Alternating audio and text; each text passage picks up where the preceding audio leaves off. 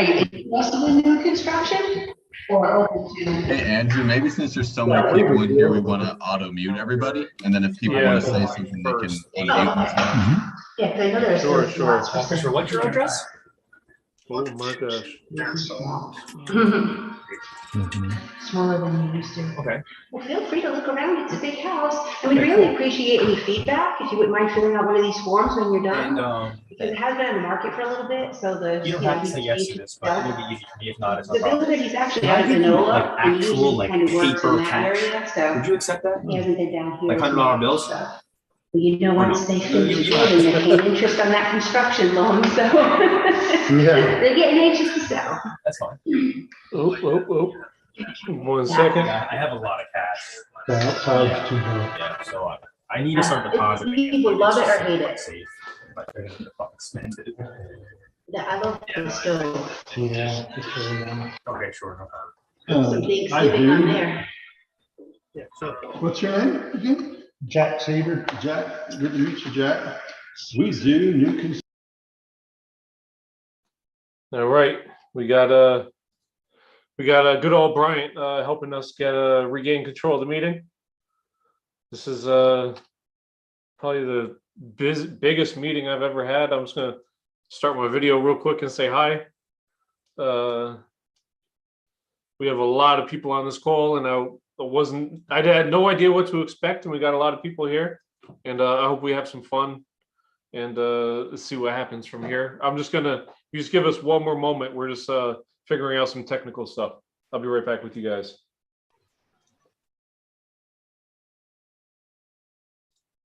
If anyone has questions or anything, we have the chat room.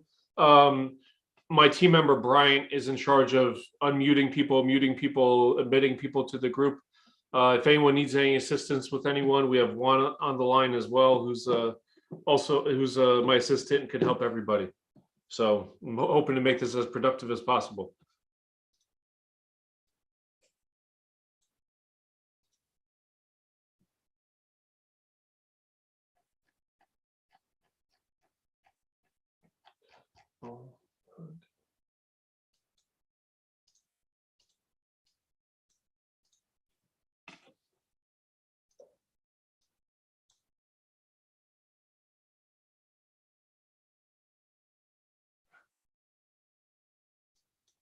All right.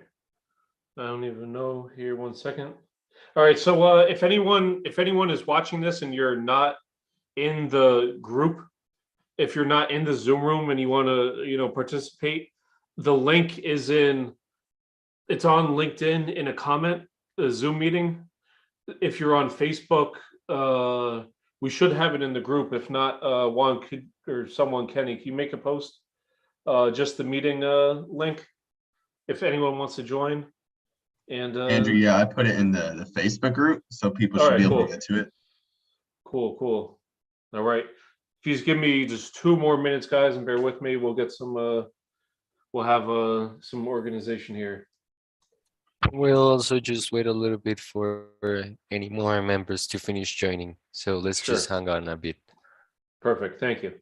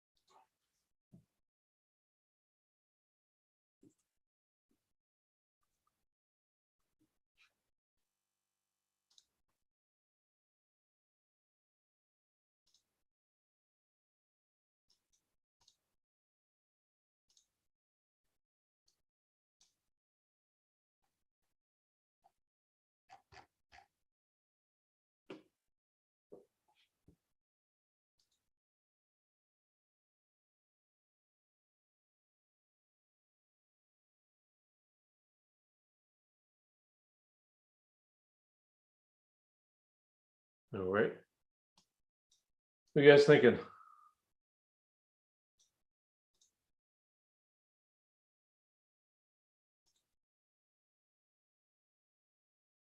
Hey, Andrew, can you make sure that we record the The presentation. Yeah, that's actually on that's on Brian. Brian, could you hit record to computer?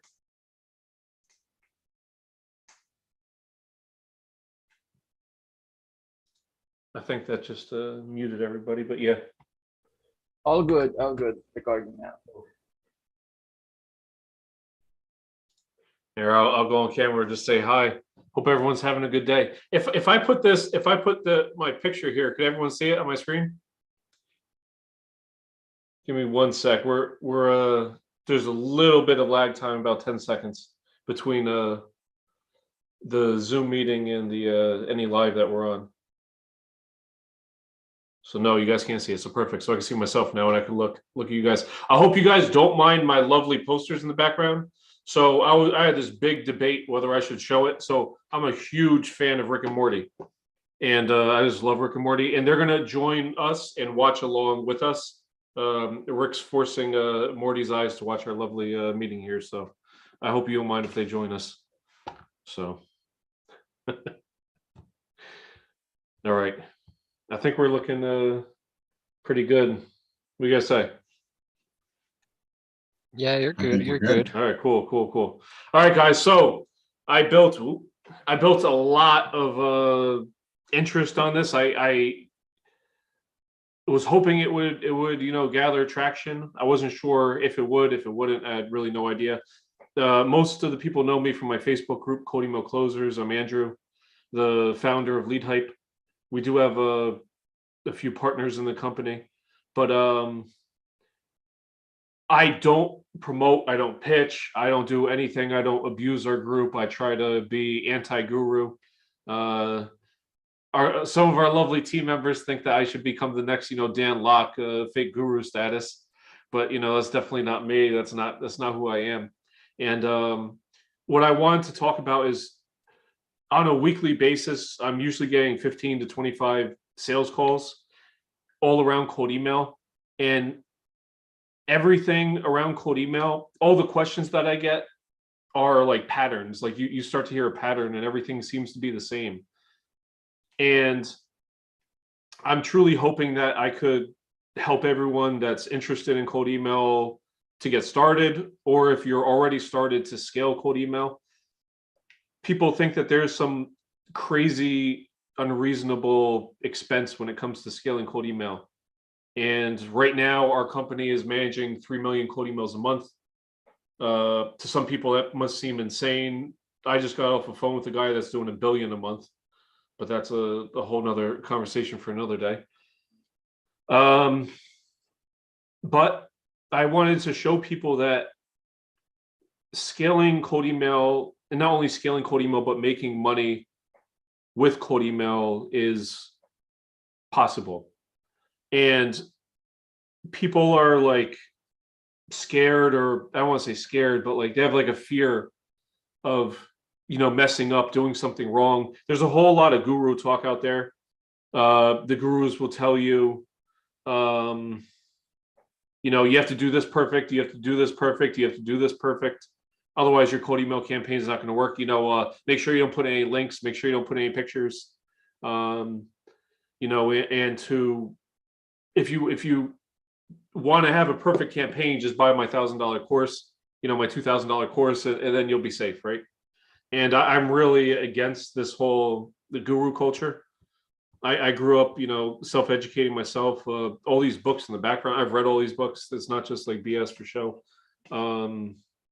I just taking an approach of just getting stuff done, doing it, throwing crap at the wall, seeing what sticks.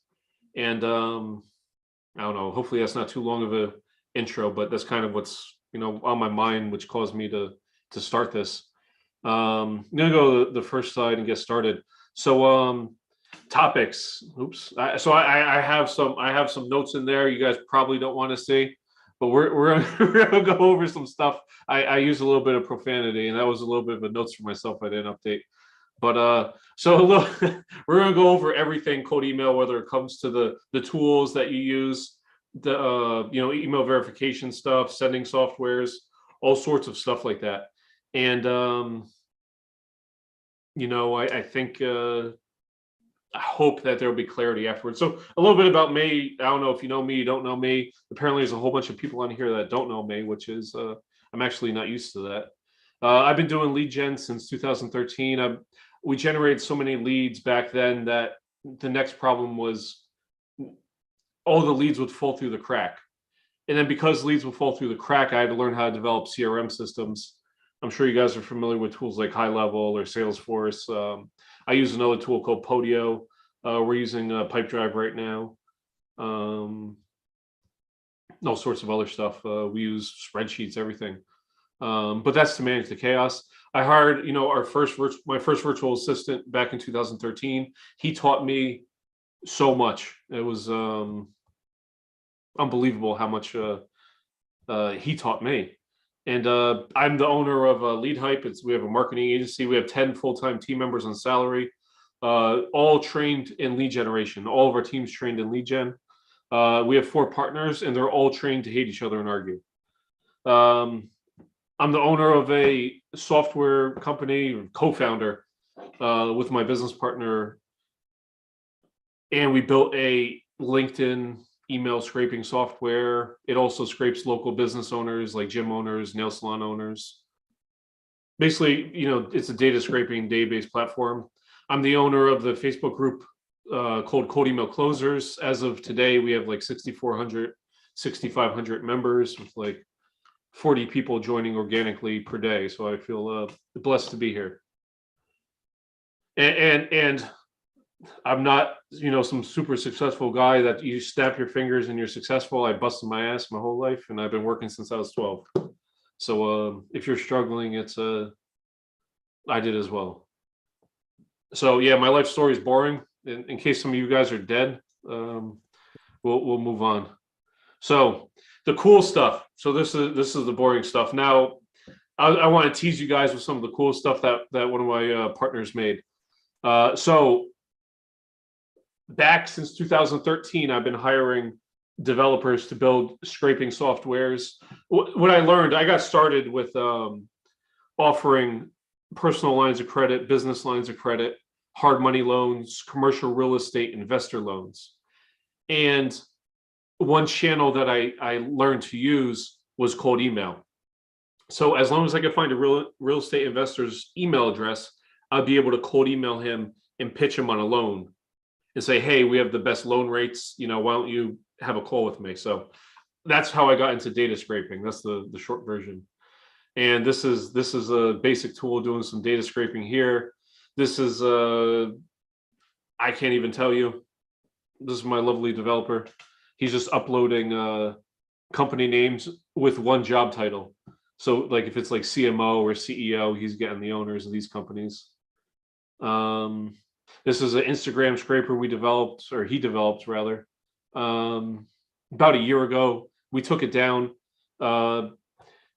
They changed their algorithm, and we're banning our accounts on a daily basis, the Instagram accounts.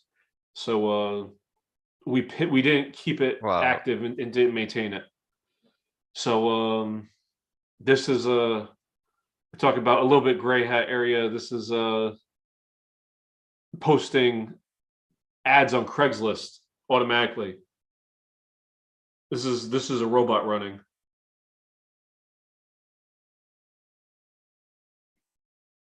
The next step is to upload a photo. They're uploading a photo,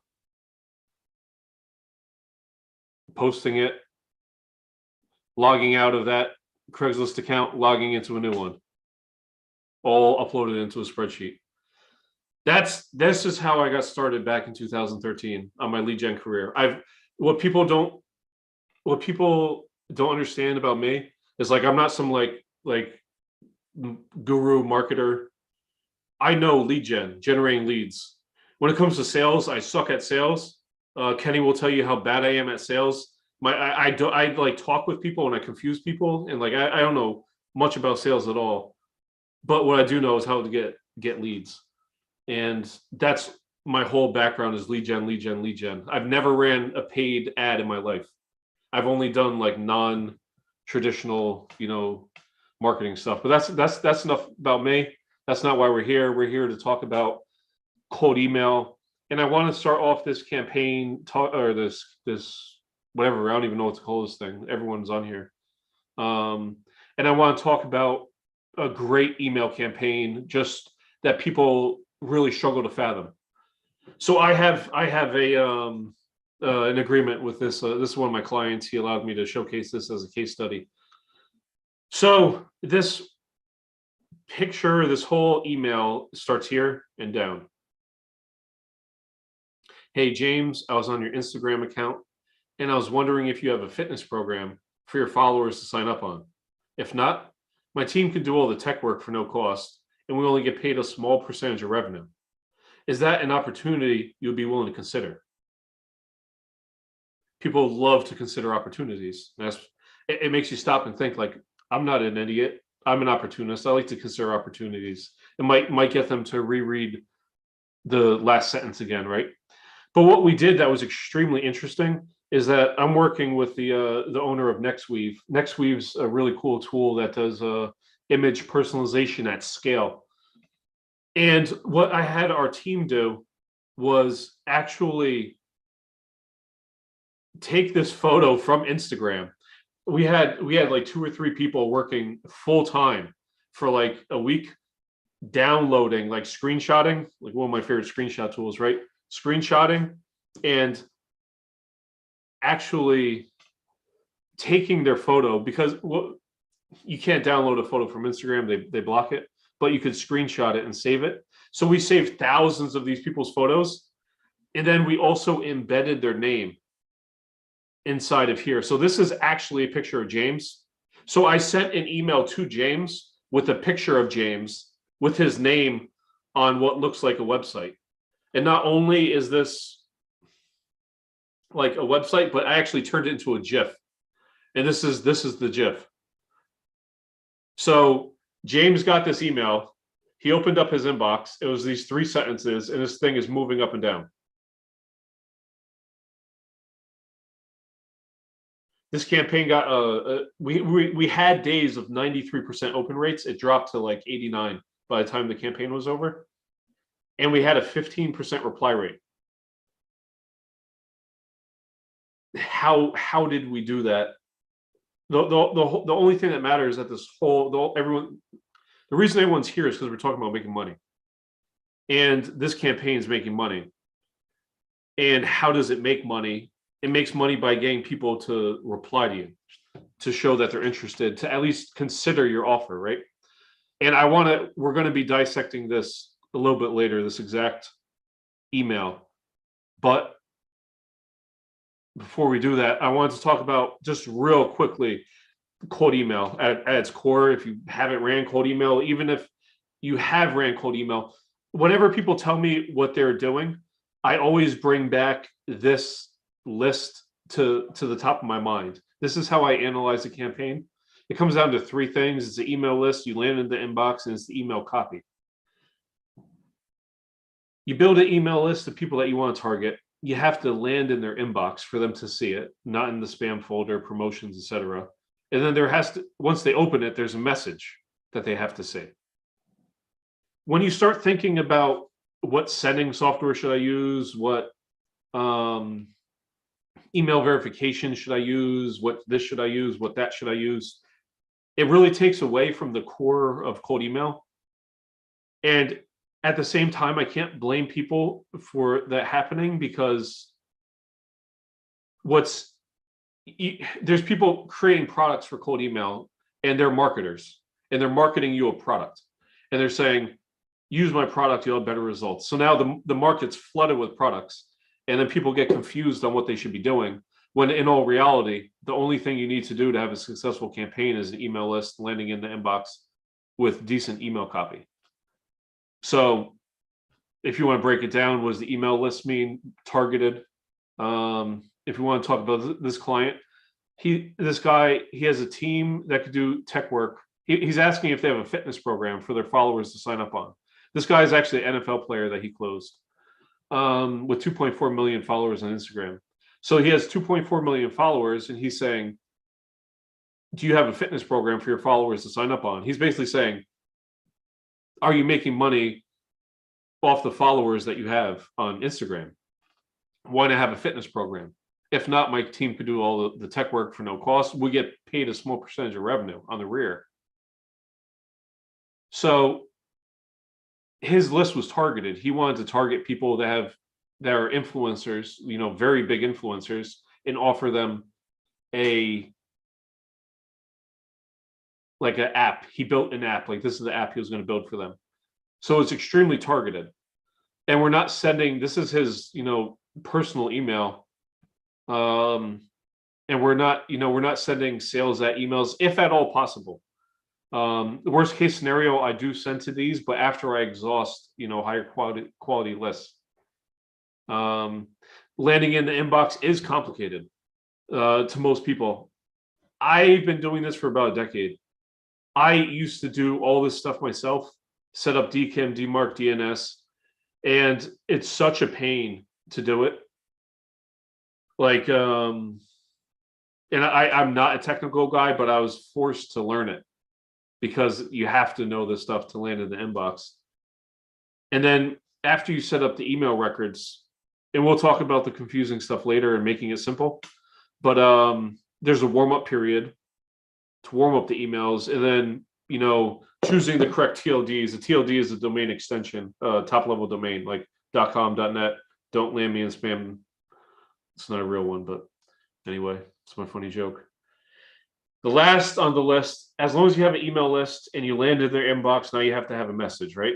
3 to 6 sentences is what I send for my personal campaigns. This last one up here was 3 sentences. 1, 2, 3. GIFs or images is best if you could show your product. Like we showed this guy. I refused this client when he came on. I said, you know what? I'm sorry. I don't want to offer app development. It's extremely oversaturated. You look in your spam inbox, you'll see all this crap. So like, I was like, I don't want to do it. And then we started like brainstorming, and I said, well, why don't we come up with something where we could show them the app? He was like, yeah, I could do that. So we came up with this campaign. And is it clear, and what is your offer? So it's very clear to have an offer. We're going to talk about offers in just a second. That being said, I want to take a quick break and see what's going on in chat. I'm not sure what's going on. I think I've been talking for too many minutes. Yeah, I'm taking care of the chat with Kenny, Andrew. Don't worry. We're trying to just gather some questions and yeah, just keep it running. Yeah, we've got you covered. All right, so that's pretty much that. Kenny, questions at this point, you think? I'm taking a list of all the questions that people have in the chat. So I think once we're done going through this content, we'll kind of go through the Q&A at the end. Okay. All right, perfect. If you guys are just joining, there is a link to join and meet up. We're going to have a Q&A at the end. It's a Zoom meeting. I'm not sure where you are, but there's a Zoom meeting. You could dig in the comments. You could find it somewhere on our Facebook group, but yeah, it's there. So anyway, 3 pillars of cold email. This is so critical. I had a sales call today. The guy sells Salesforce CRM development. So it's really simple. It's like, what are you selling, and who are you targeting? This is what you're selling, right? The email copy. Then who are you targeting? And we could land in the inbox, so I don't worry about that. But it's like people overcomplicate it. They want to explain. What I find is that people like to explain their product. Like, and I don't mean to, put anyone down, but people explain their product to me for 10 minutes, 15 minutes, and even this happens to me. I'm guilty of this. It's sometimes when you explain it for too long, it's because you're confused on what exactly the product or offer is. Like, for example, what does Leadhype offer? Like, we offer a scraping software. That's pretty simple. But then we offer an email sending platform where we send emails on your behalf. And it's like, but for me to be able to explain that to people, it has been confusing in the past. So what I'm trying to say is I've been through that myself. But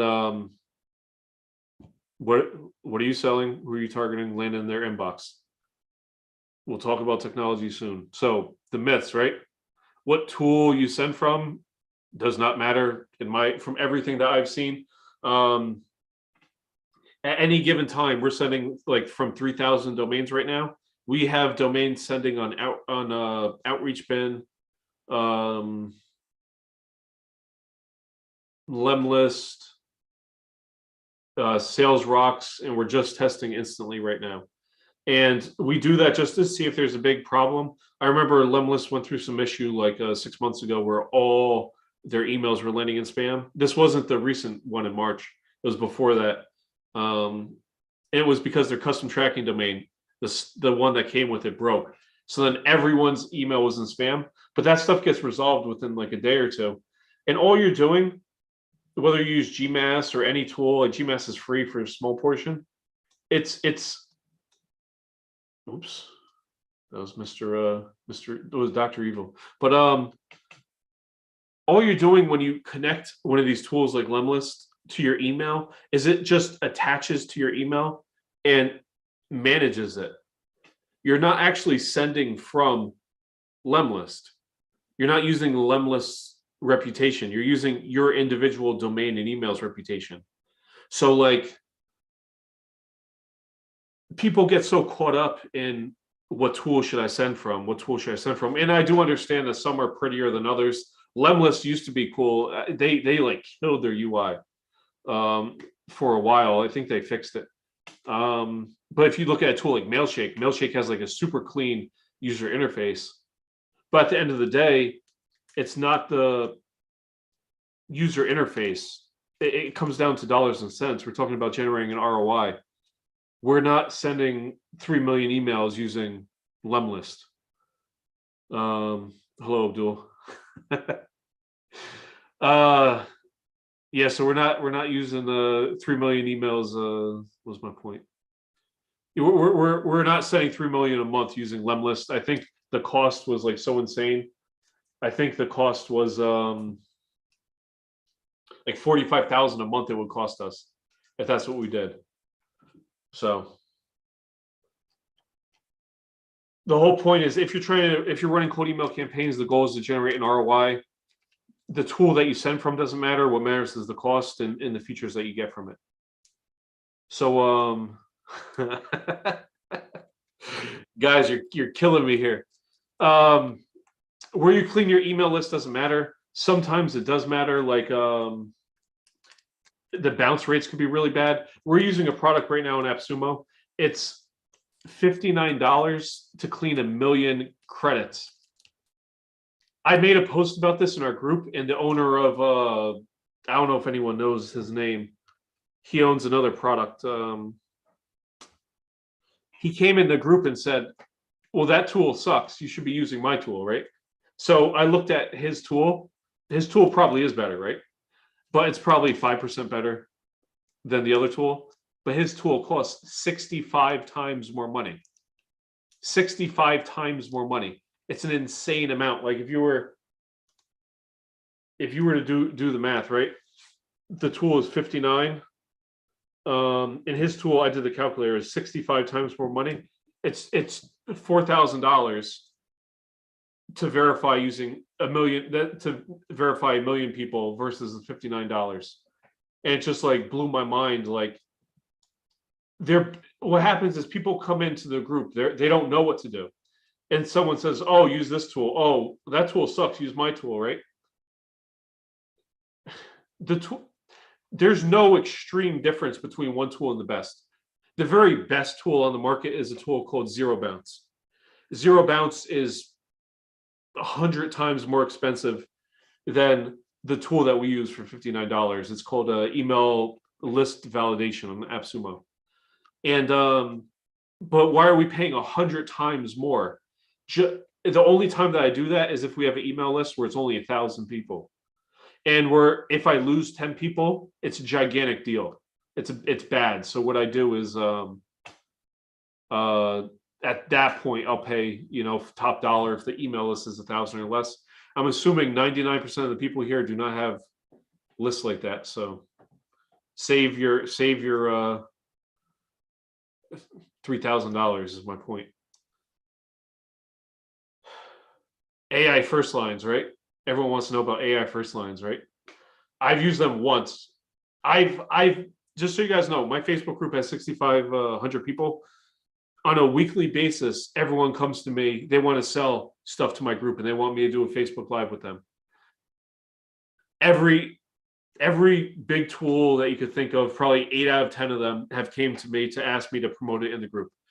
The reason, and they'll pay me money to do it. And not only will I get paid money, I get paid all sorts of affiliate money to sell the product. I refuse to do that because I don't believe in the products. And then my reputation would be, you know, tarnished. So like, there's always this cool stuff going on, but you have to like think for yourself. Like, our company is Leadhype, right? I understand the hype. Their goal is to build the hype, build the hype, build the hype, sell their product. AI first lines, the newest thing, right? Get all the early adopters to buy it. I tried it myself, you know, I decided to move on. I'm sure that it works for some people. It just doesn't work for me. And I'll leave it at that. So I want to now talk about the whole reason you're here, our secret to sending 3 million emails per month. And I want to tell you it's the biggest secret in the world. It's a secret, a very big secret, right? And if I told you, it wouldn't be a secret anymore. So our secret to sending 3 million emails per month is, you know, you gotta do the drum roll. Just send the damn emails. Just send the damn emails. That's literally the secret to all this, that everyone gets frustrated on, is that they're not doing it, or they do it and give up and they stop. They don't analyze the results of what happens and take their efforts to actually see what's going on with their campaign, right? So like this is the secret. If you really want to know the secret, once you're sending emails, the goal is to optimize. Like, what do you need to do to optimize? Change the subject line, the email copy, change the entire offer. Is there a real offer? Is it clear? Pivot the email list, target audience. Just look at it. Would you just look at it? Just look at the damn thing, right? Look at your email is my point, right? It's a little bit of humor with that. But seriously, if your target audience is on, if you could get their email, you could sell them stuff, assuming that they give a crap about your product or service. I can't go to a marketer. I can't think of a bad example. Like I can't go to a guy that sells boats and ask him if he sells diapers, right? The list has to be targeted. Like, as long as you have the product that these people could be interested in, you could run a successful cold email campaign. And if it's not working, it's because your subject line, your email copy, your entire offer.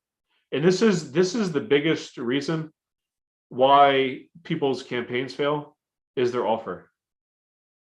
Is there a real offer? Is it clear? I just got off a sales call today. Juan was with me on it. It's the third time the guy called me. And I got frustrated because it was like, he wants to sell everything. Like he offers CRM development and a whole suite of IT stuff regarding that. So, but there's no clear offer.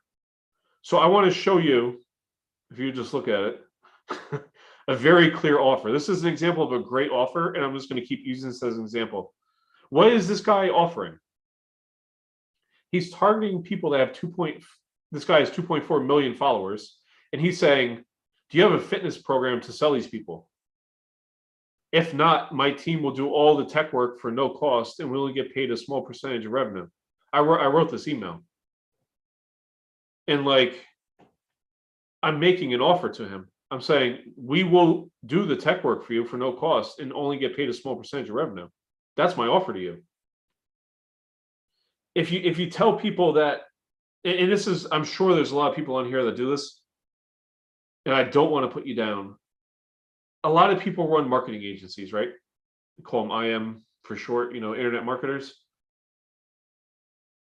What do you offer?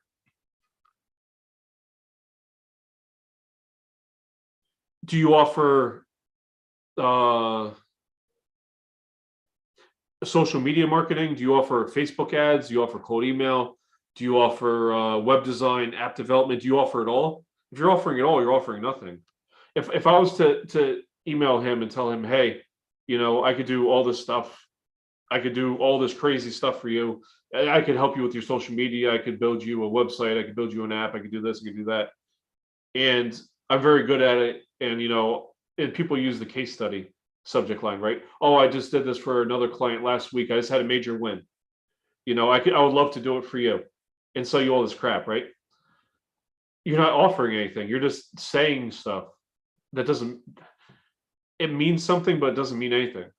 What I'm telling these people here is that I'm telling them, and I'm giving them an offer. I'll do all your tech work for no cost, and we only get paid a percentage of revenue on the rear. That's my offer. Is this opportunity something you'd be willing to consider? The guy thanks me for reaching out to him, and then asked to send an overview. He had none of this. Just so you guys are clear, this guy, he was working for Google previously. My client, he doesn't have an overview of the platform or process or offering. He doesn't have any of that. But none of that matters. He was able to convince him to hop on a call. After he hopped on the call, he just explained it to him and closed him. Now he has a gigantic NFL star as a client because of an offer he made. Like, people get so caught up in, oh, I need a website. Oh, I need this. And oh, I need to redirect the traffic to my website. No, you don't. You just need to offer and target the right people. And that's not just cold email, but that's, a lot of everything. How am I doing over there? Can I get a thumbs up? Cool. Doing great. Thank you. So I have some more pictures for you guys. So my whole point is that if your cold email is failing, I would say 7 out of 10 times it's your offer. A smaller percent chance it's the copy. Like, if I rewrote this copy, right, it's the same offer. I'm still going to do the tech work for you for no cost and get paid a percentage of revenue. I could rewrite this, sure, but the offer is still the same. What is your offer? What are you offering people? Why should I give a crap about what you're offering me? I get hundreds of these a day. Why should I not delete yours? This guy probably has, how many cold emails is he getting, and he responded and became a client. So yes, I don't know, man. It sounds like a lot of work, right? It sounds like a lot of work, like putting work into it to make it work. And then I do want to tell you, anything worth doing is worth doing poorly until you learn to do it well. Zig Ziglar, right? Learning all the hard lessons. I've learned all those hard lessons and kept pushing. And now we're crushing it. I don't want to sound cocky, but like, we could just run a cold email campaign to get clients tomorrow, right? Warm up 100 domains, 100 emails, start blasting emails, blow up my calendar, right? Like, it just comes down to learning, offer creation, basic copywriting. I'm bringing back here. Generate the email list, land the inbox with the email copy is not even what closes them. What closes them is the offer. And I do have a great book. I don't know where it is. $100 Million Offers by Alex Hormozy is a book I've read about 3 times. It's not long at all. I've listened to the audiobook probably 3 or 4 times while having cigars. It's genius, the offer. The offer, if you look at this offer, it's a no-brainer offer, right? I'm going to do all the tech work for you for no cost, and we only get paid on the back end. I'm giving you something for free. Do you want it? It's a complete no-brainer offer. That being said, but it has to match. Like, I get pitched offers all the time to like pitch in my Facebook group. but it doesn't match what I'm looking for because it's not quality. So like this guy doesn't have a fitness program and he's offering a fitness program. So there's a match there. The offer resonated with him. Don't forget, we had 95% of these people, 98% turned the offer down. But that's not cold email. We still got the 2% close. A lot of work. Sounds like a lot of work. Cold email is a skill that makes money. You could implement it as a business owner, a freelancer, whoever, for clients. It's a skill that I learned because cold email to me is still the cheapest avenue of getting people on the phone. And it's not just people, it's people I can build an email list of. And I can build an email list of nearly anybody that I want. And then reach out to them in a cold email and sell them something. I find opportunities all the time. People come to me, oh, I have this product, or oh, I have that product. I said, really? And I think in my head, oh, that'd be so easy to sell using cold email. I know I can get the email list, right? And then I work out a partnership deal with them to get, equity or JVs on the deals. Now you have two choices. So I'm not a big pitch guy, but I do want to make a little bit of offer to you guys before we go into this FAQ here, the questions. You do all the technical stuff yourself. As soon as I was able to, I started hiring virtual assistants so I wouldn't have to do it. Or you could skip all the hard work, which is the fast track. And what I am releasing right now, for the first time ever, I've never done anything like this. I'm so anti-guru that I give my damn cold email course away for free. If you want my 3.5-hour cold email course that I was paid by someone else to create for them, you can reach out to Juan Olea, Olea. And if you don't have access, you can have my course for free that I told myself not to sell because I didn't want to be the next Dan Locke. I am putting together a cold email mastermind that I could justify though. And what we're going to do is we're going to do one master class per week. Basically, these calls will last anywhere from 1 to 2 hours. It might last longer depending on how many questions we can have. But my goal right now is to help people make their existing campaigns successful, so that the whole purpose is to stay on track with accountability, get your damn campaign going, and don't give up. Just make pivots and changes until it's successful. If you can email someone that wants your service, there are people out there waiting for your email. That's my point. We're going to put together a vault of all of our successful campaigns, cold email copy strategies that we've never released. I never shared with the public. And we're going to have like this incubator. So basically, like, this is like one of the most valuable things. We're going to have like, I took this as inspiration from another group, and we're going to help with copywriting. So one of the biggest things is like copywriting work when it comes to sending cold emails, especially for people that don't have English as their first language.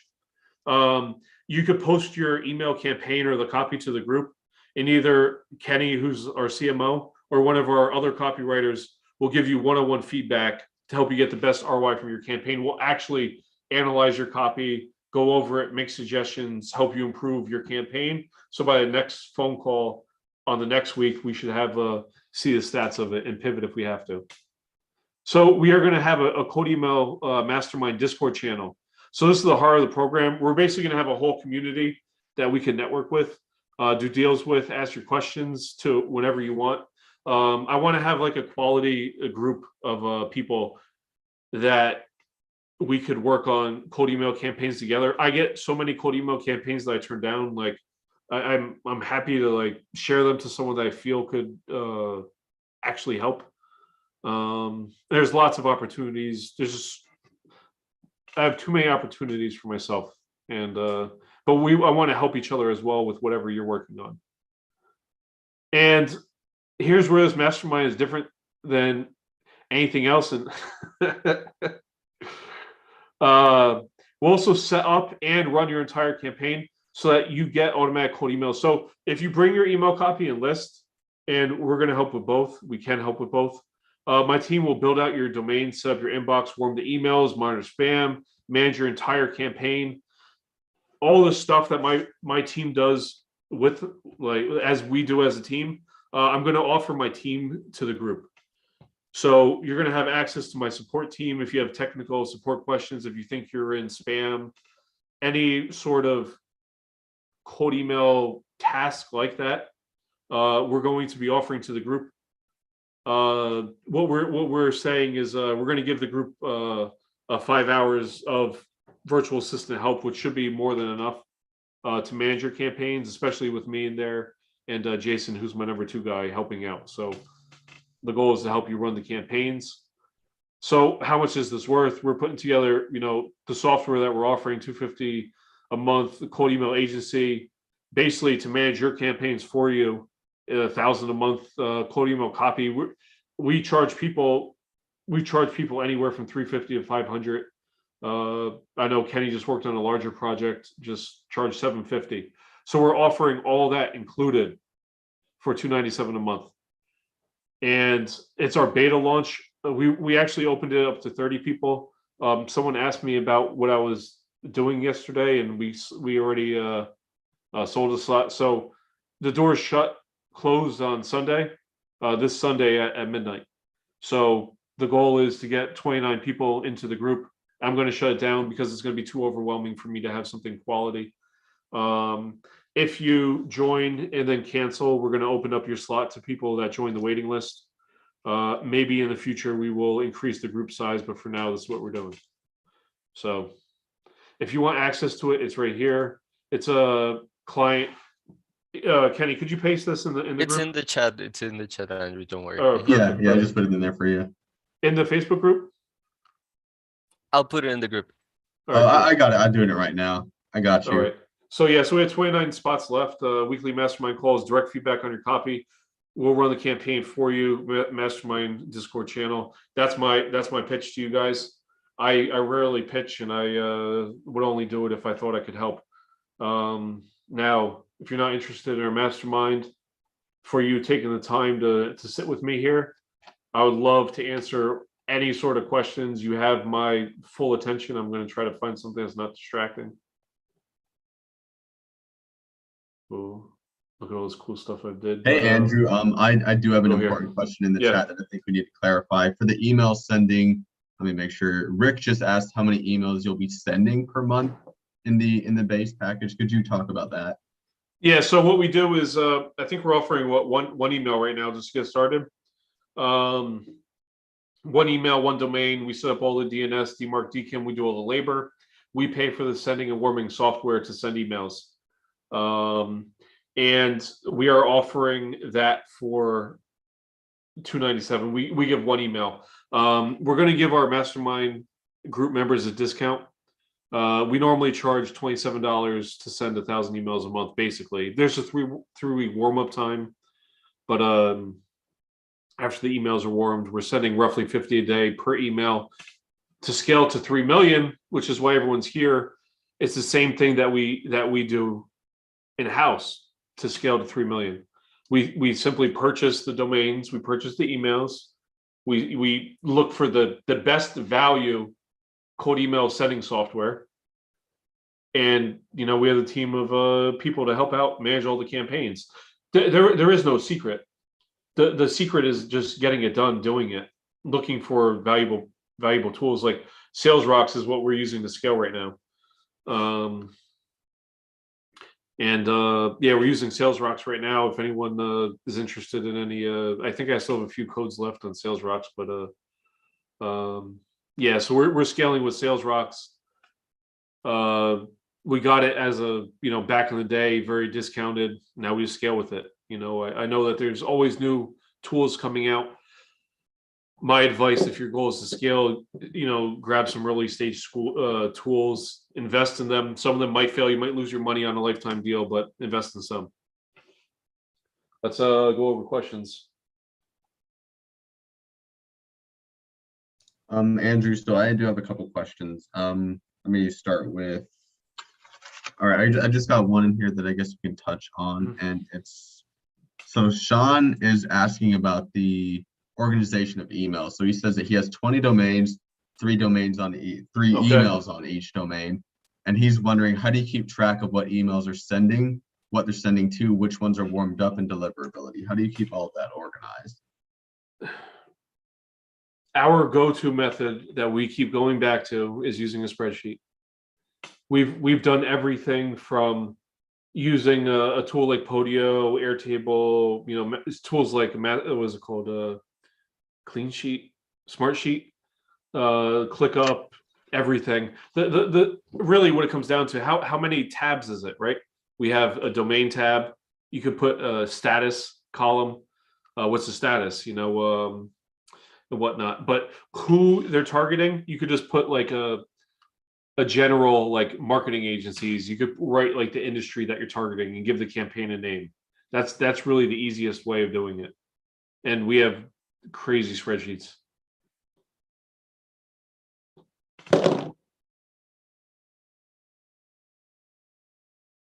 All right, just 1 second. Just writing down another question that's coming in the chat. Yeah, we have. I see a question here about the GIFs, right? Yeah, go for it.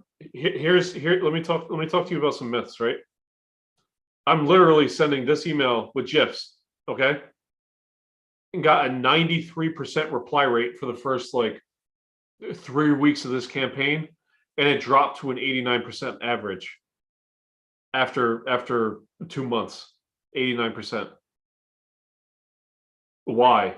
Like, if you know the lingo in the whole cold email space, that doesn't make sense to people, right?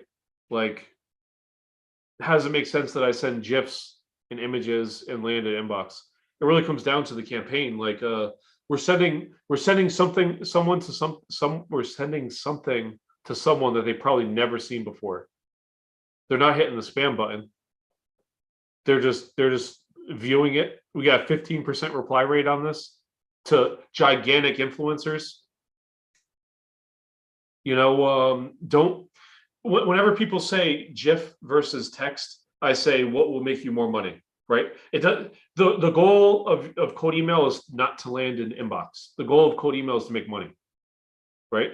Now, what if I got a 15% reply rate and my email broke in 3 weeks, but I generated 20 sales calls, versus landing in inbox for 6 months and I get half as many sales calls, right? The goal is the sales call to make money.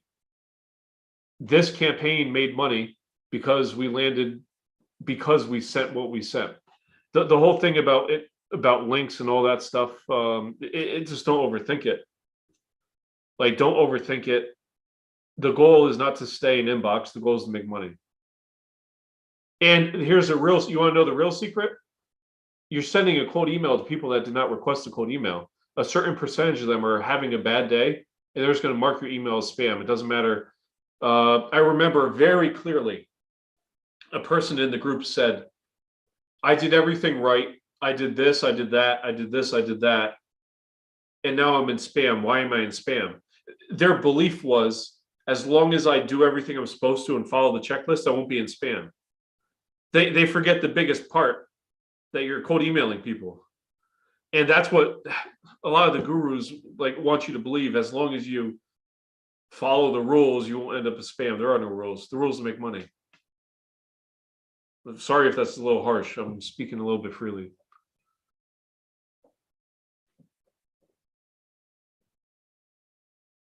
Warm-up domains, a question where we use warm-up domains. Right now we're using Sales Rocks. We're testing Instantly. I know Instantly is new. They just came out with some new features. Right now we're still on Sales Rocks as the most stable, affordable platform for us, because the time that we purchased was extremely discounted. Hey, Andrew, I have another pretty good question here. This is also from Sean. If it's possible, would you be able to kind of do a walkthrough of your spreadsheets you've created and your organization and your data? Is that something that you can do right here? Let me ask Brian. We'd have to hide some stuff. Yeah, because we don't want to give any sensitive client information, but if we can do that, that'd be great. Yeah. And then let me look at some other questions. We've got a lot to go through, so we still got good stuff coming. And then, All right, yeah, we have that coming. Yeah, do you want another question to go through right now, or do you want to wait till we get that spreadsheet set up? Question. Okay, sure. So Latifa earlier, she has an email marketing agency that targets e-com stores, and she's looking for some specific advice for a cold email campaign for that. She has an email marketing agency. I'm assuming she's doing like I can't never pronounce the name. Clavio. Latifa. No. Oh, Clavio. Clavio. Okay. Clavio. I thought you were talking about her name. Okay. No. Clavio. Apologize about that, Latifa. No, Clavio. I'm assuming it's something like a Clavio offering. It really comes, and I see this a lot because people say it's oversaturated, that niche, right? And it is true that people are targeting it, right? But let me show you a niche that's more oversaturated than that. App development. How many emails in your spam right now are for website development or app development? I get text messages every day saying that they want to sell me a saying that they want to sell me a website, sell me an app, right? So it's not about your email marketing. It's more like the offer that's associated with it. Oh, we got freaking Caleb on camera. Holy crap. Caleb's one of my very good buddies. He's extremely intelligent. He doesn't think that he's intelligent, but he is. I'm sorry for saying that, Caleb, but very smart guy. He's what I would call a hardcore early adopter. Loves tinkering. So yeah, email regarding was it Clavio? Yeah, what is your offer associated with it? That's the real question. And can you explain it like this in one sentence? Like an offer could be like some sort of, I know it sounds tacky and I wouldn't use it, but like an offer is like an audit, right? I'm willing to give you an audit. That's an offer. Saying that you offer a service is just informing people that that's what you do. It's not an offer. I would take a real deep look at that and think about like a one sentence way of explaining that. If not, my team could do all the tech work for no cost and we only get paid a small percentage of revenue. All he's doing is app development. My app guides you through personalized workouts. Hey, Andrew, this might help to make it more specific. So I'm sorry if I mispronounced your name, but Lakshia, her question is getting advice on creating an offer around selling Google ads to e-com or local businesses. Okay. So I think they can help it to make I have a really good example for that. You want to hear a crazy offer? One of the best offers I've ever ran for that exact niche. We booked 3 full-time closers calendars full of sales calls for that niche, right? But all we were doing was offering Facebook ads to local business owners, right? But it was the offer, and this is a perfect example of my last statement. The offer was, if you spend $400 in ad budget on month 1, we don't charge you for retainer on month 1. So he was literally doing a month's worth of work for free. But he had such a large team that he was able to eat the hard costs associated with month 1. But the whole point was that his offer was, it's only $400. Local business owners could afford that. Then month 2, he charged, a couple $100 on top of the 400. And he said like 90% of the people would stay for month 2 and beyond. So that's how he made money, while paying salespeople on month 1. So he's losing money.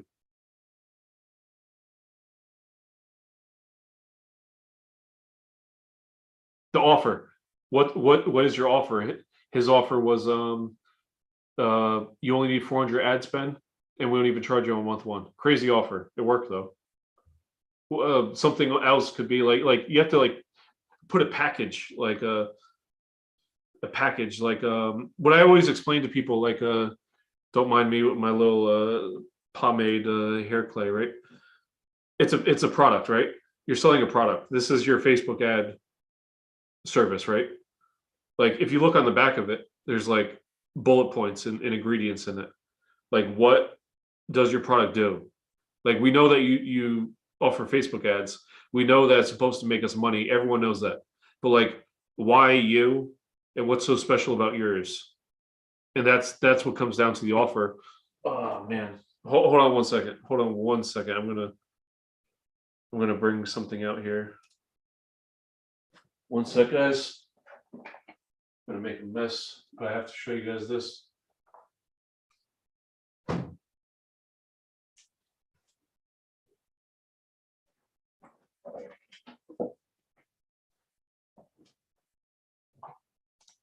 All right, I'm back.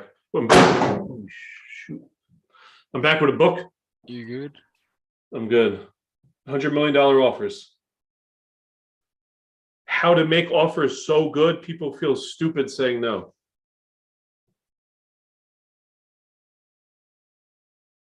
All right. I should have this page bookmarked, which I probably do. There's a formula to a good offer. I'm going to go over that real quick.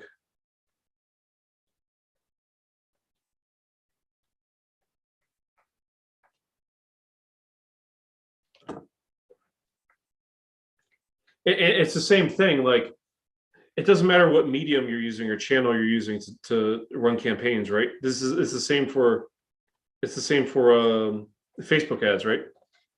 Like if I ran a Facebook ad saying that you don't have to pay on month one, like it's the same thing as if you're offering that in cold email. So this is the let me see if I can see my screen still here.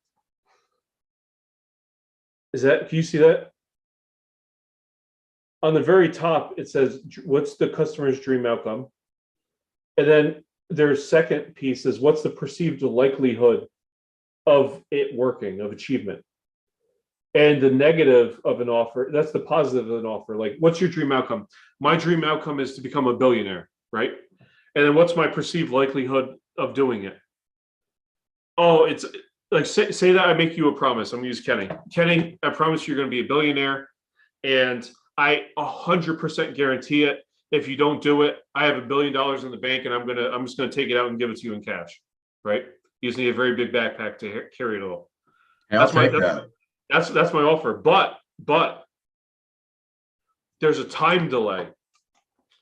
On the very bottom, it talks about a time delay multiplied by effort and sacrifice. So now I'm going to give you that, but it's going to take about a year. It's only going to take you a year to get the $1 billion, but the effort and sacrifice that you have to put in is you have to work for me for 24/7 and you can't sleep. And if you fall asleep, you can't get the $1 billion. That's a horrible offer. Like, it's $1 billion, but no one's actually able to stay awake for 24/7. So even though I make you a promise that you're going to be a billionaire, and I guarantee you that you're going to have it, it's a year. A year's not too long, but the effort and sacrifice isn't worth it. So like that's how to craft an offer. This whole book, we can't go over the whole book, but the whole book's about that exact thing. How likely, like, do they believe that it's going to work?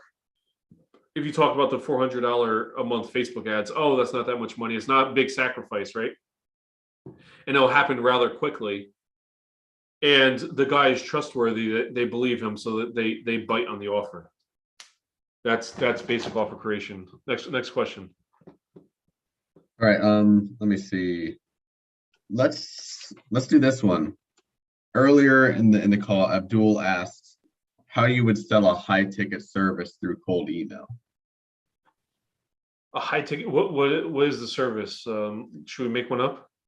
Yeah, let's make one up. What's high ticket? Let me above 3,000 a month, I would say. let me tell you, $25,000 websites. It's high ticket, right?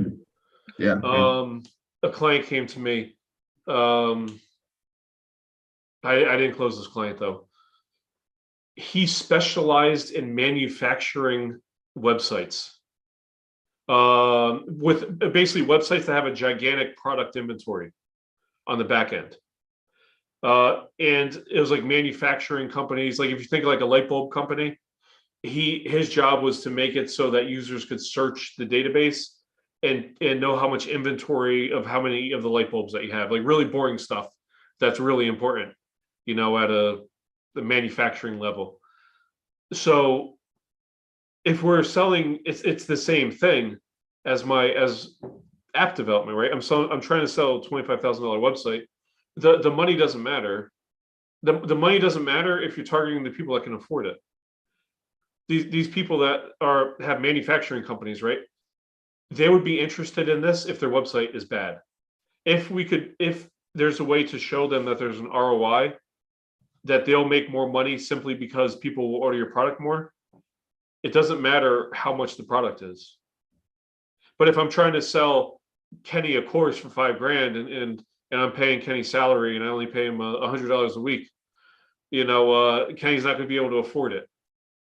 And then unless you're talking about desperation, you want to get people's credit cards, you know, it's an unethical marketing play, but it's best to just target the people that could afford your product.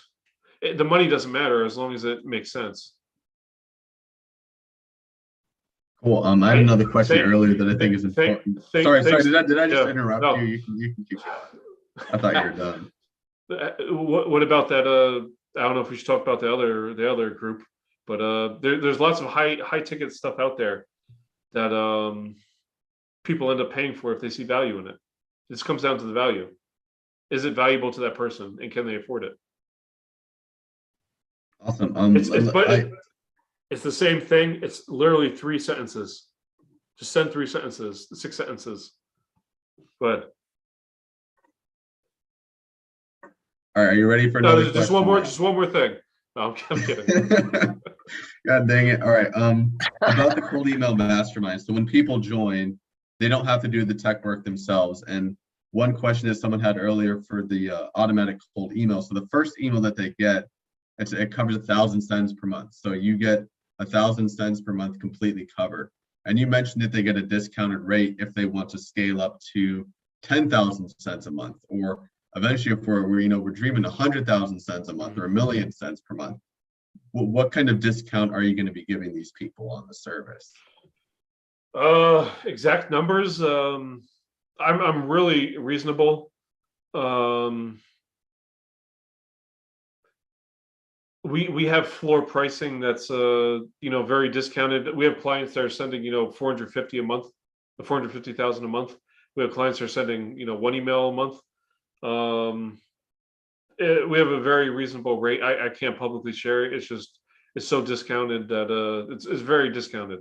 We start at 27 as a retail. Let's put it that way. That's half of the cost of Lemlist. Plus we pay for the domains, plus we pay for the email, plus we do all the labor. So that's $27 per 1,000 additional cents, or? Correct, per additional cents. Okay. All right, cool. And then going back to another question. So let me go to check another one. Well, let's actually check in with Brian. Were you able to get that spreadsheet together or anything like that? Because I know we touched on. Oh yeah.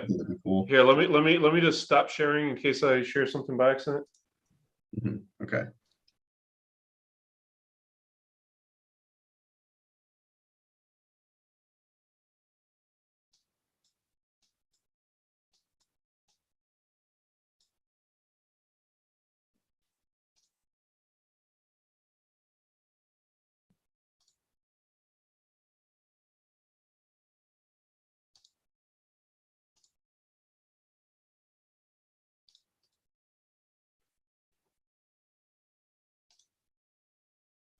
Holy moly, there's a lot of people in here. Hello, everybody. Yes. I want to ask here. I'll just ask. How do you pronounce your name? Asil I can't pronounce. I don't know if that's one or two names. I'm just going to merge it. How you doing?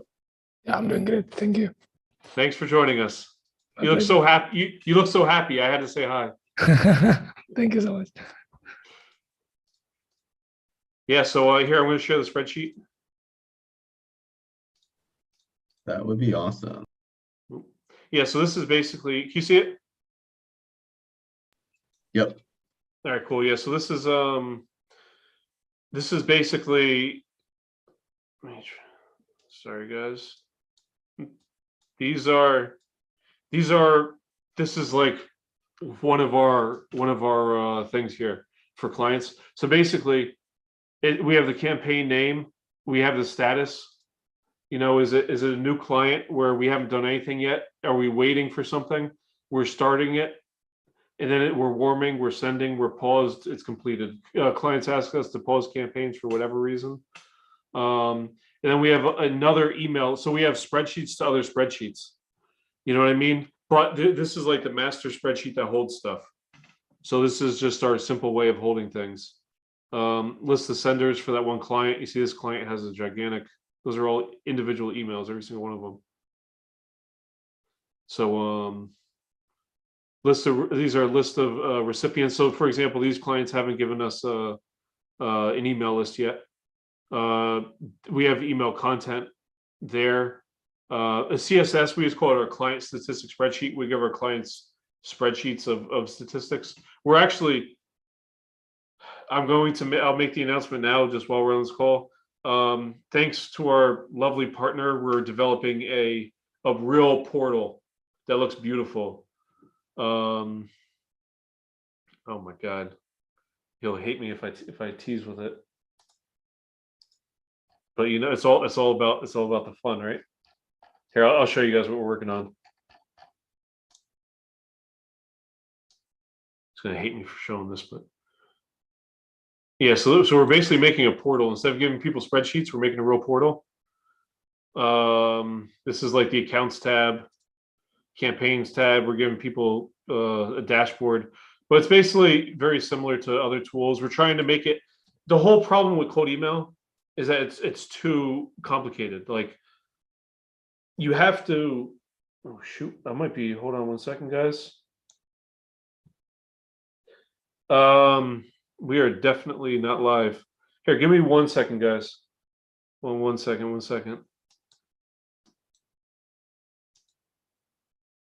One sec. Maybe you check some of the questions over there. Hey, Andrew, says it's still live on Facebook for me. Can you see it? Yeah. Really? Yeah. Guys, you want to see behind the scenes, guys. That's what we're doing over here. I got a nasty little. Is always fun. Yeah, technical stuff. I got a little. No, there's Kenny. That's me. But I was gonna say that the portal looks beautiful. All right, cool. This Yeah, is the first time that I'm seeing it too. We're moving back. So yeah, so this is our portal. Lovely Haroon over here is developing this for us. So basically, the problem. Hey, Andrew, we can't see it. Hold on. That makes sense, wouldn't it? 1 second. Can't see me either. Yeah, so the whole problem with cold email is that everything's so technical. My mission right now is to make cold email as simple as possible. So we're putting together a portal, but you could, if you can't use like a portal like this, a tool like this, if it's too complicated, we literally have people on staff, lovely Juan over here, Bryant, Marvin, they speak to people all day through Facebook DMs, just taking like what we call support tickets. So like, if you need help, like we're available on anywhere, any chat that you want us to be on. So that's basically the new portal we're going to throw together. So it's a lovely portal, lovely spreadsheet, Great. lovely everything. All right, Andrew, you ready for more another questions? question? Yeah. Let's go. Let me see. Let's pick one. There's so many to choose from that it's tough. Okay. Could we Could we while we're here, could we just get a in the chat what everyone offers? Like what are you guys selling? I would love to virtual receptionist, marketing services, quoting lead gen, promotional products, advice on web redesign offer, long-term storage, food, and survival gear, growth hacking, promo products through a niche. B2C quoting email outreach, lead gen via Google PPC, handmade leather bags. Handmade leather bags, that's interesting. Customized corporate gifts that people won't throw away. B2B meetings. Thank you for that. Finder fee model. Leela's asking about our LinkedIn scraping. No, we have we actually have databases of our own, like millions of records. We're actually turning it into a product so that users can just log in and download lists that they want. That's in the works though. Let's talk about some of these offers. See, look, what do you sell? Let's talk about this. Let's talk about this. What do you guys sell? What is the offer? So let me ask the different question. What's the offer? Like, for example, virtual receptionist. You have marketing services, promotional products, quoting email lead gen, appointment bookings, B2B meetings. But now you see here, the handbags, right? I said the handbags, I don't know why it stands out to me, but how do you turn that into an offer? Like, how do you turn all these things into offers, right?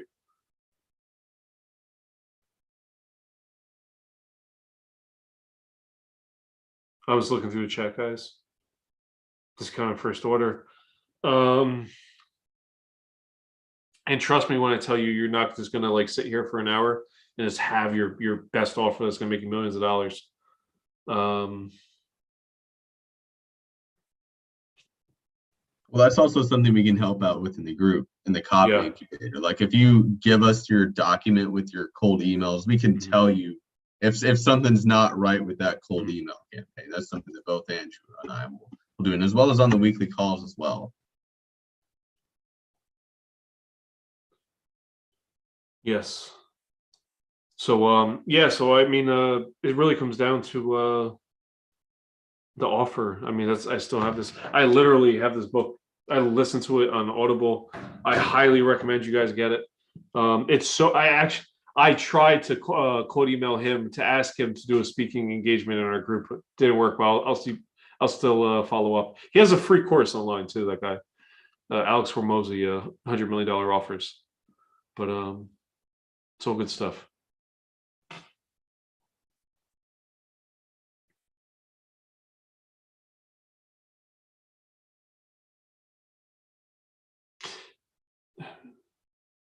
David Heaton.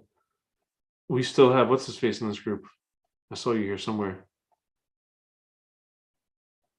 My lovely Joshua Hill, promotional products. There's another. Drew just asked if when they join the email sending service, they can bring their own email list over. Can you explain a little bit on how that works? Yeah. Basically, we have this onboarding form.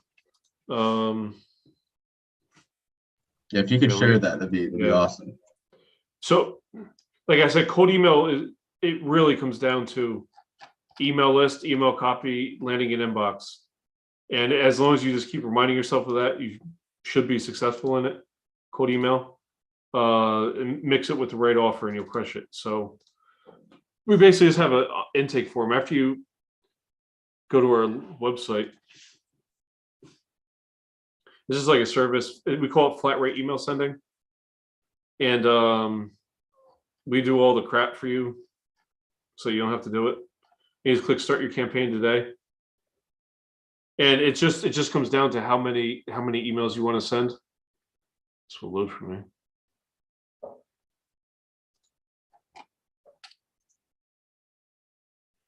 I'm sure it's not loading on me, but basically it's just a checkout page, self-checkout. And it just brings you this form, give the campaign a name, what is the email sender name, give us some domain examples. We take those domain examples and we purchase domain extensions.agency.com. If you guys want a framework of the domains that you guys should be using, right here, this is what we use. We use .agency, .club, .network, .pro, .solutions, .works, .services, which we have great success with. And people get scared of using domains like these, but I want to show you something.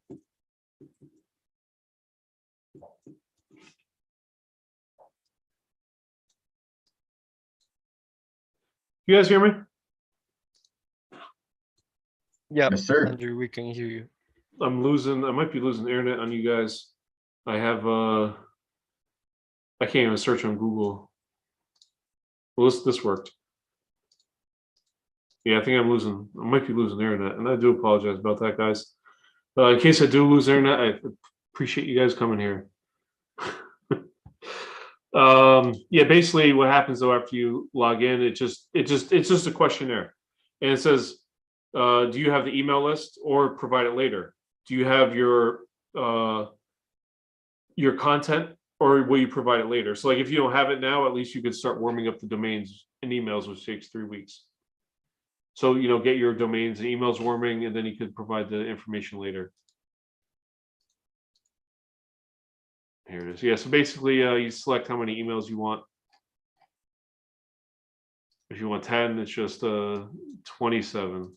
Yeah, I'm losing a little bit of internet here. Kenny, how are you? I'm good. I mean, your stream is pretty good. Like we haven't had any issues hearing you, and your video is consistent. So I'm not sure if it's something else, but everything seems to be working for us. Cool. So I don't know. You want another question? You ready to keep going? Yeah. I got a good one. I've got a good one, and this one just came from. I want to do something. It's gonna go. Yeah, crazy yeah. though. What do you want to do? I just want to talk to people. I feel like you're just like talking for everybody. Okay, yeah. I'm scared it's gonna turn into chaos. This guy, I have to talk to this guy. I'm gonna unmute you. I can't even do it. You already know who you are. Asil. How do you pronounce your name? Yeah, it's Asil. ASIL. Asil Ansari. Asil. Yeah. You just look so happy. It's so positive. Thank you so much. Yeah, I'm really excited to learn. Basically, I've been in your group for a while now, and yeah, it's like I'm struggling a bit with the processes, so it's good to learning. So that's why I'm really excited. Okay, cool. Have you sent emails yet? Yeah. I've been running. I've been sending emails for almost 2 years, and I'm making money. Yeah, but I'm struggling to scale my agency now. So that's the primary focus that I want to learn and basically. Okay. Are you generating leads? Yeah. Cool. For myself as well as for my clients. Okay, cool, good. But it's not optimized at the moment. Like it's all over the place. Okay. It turns into chaos. You gotta organize things, and put things like our lovely spreadsheet I shared earlier. Yeah, that's the thing I want to learn from you, basically. Okay, cool. Hey, what's up, Nick? Yeah, he put his mic on. What's up? You have something to say, don't you? Yeah, I have a question. So a lot of people in the cold email space, they say you want to have a customized first line, like the icebreaker, and that you'll get a lot more replies. Obviously you will, but is it worth it? And is that something you recommend? Because obviously you're not customizing 3 million emails a month. So what's your take on that? Just in general. That's a very good question. I would have to ask another question back. Who are you targeting? Yeah. So how big is the email list? Yeah. So right now I'm doing a new project. So the market is pretty big, but I'm starting out with smaller smaller groups. So I guess it's case by case. That like if you have a small market, you'd say customize. If it's a large market, don't. But let me ask you: if there was 10 people that you could, there's only 10 people, what would you do? Customize with first line for sure. The first line only for 10 people? Well, I mean, you'd have each one fully customized. Yeah. Yeah. Now, what if you have a million people? Yeah, you wouldn't have the resources to do the customization. But that's only part of the question, right? What will make the most money? Yeah, you'd have to see, like, because I guess theoretically, yeah, you could customize 3 million. It would cost if you did several million.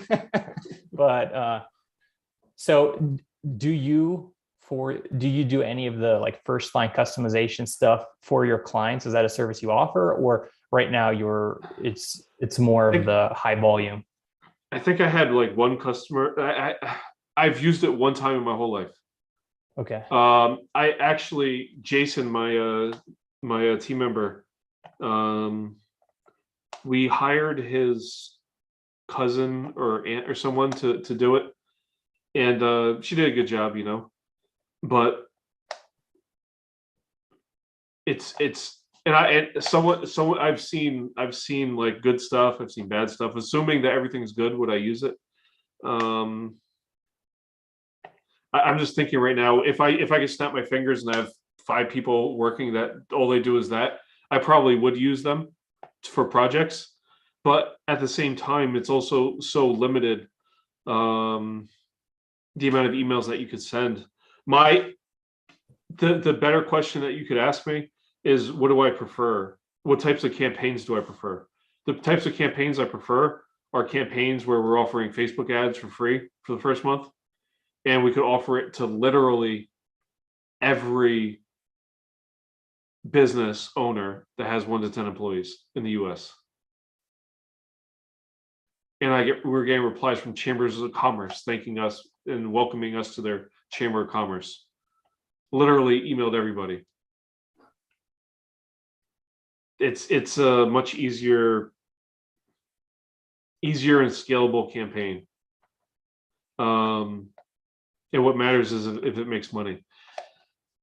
I have not tested sending 100,000 personalized emails a month. That's my truth. So I can't even tell you data. But I wouldn't do it. Personally, I wouldn't do it. I would just target those. If there's a million people, I would just target them once a year. I mean, just target the same people and just not stop emailing them. Gotcha. Makes sense. Thank you. Yeah. Hey, Hey. Yeah, I just wanted to know your take on custom SMTP. I have heard that the probability of landing into the inboxes, like the landing the emails into the inboxes using custom SMTP is more higher. So what's your take on that? The servers? The servers, let's talk about server. Email server?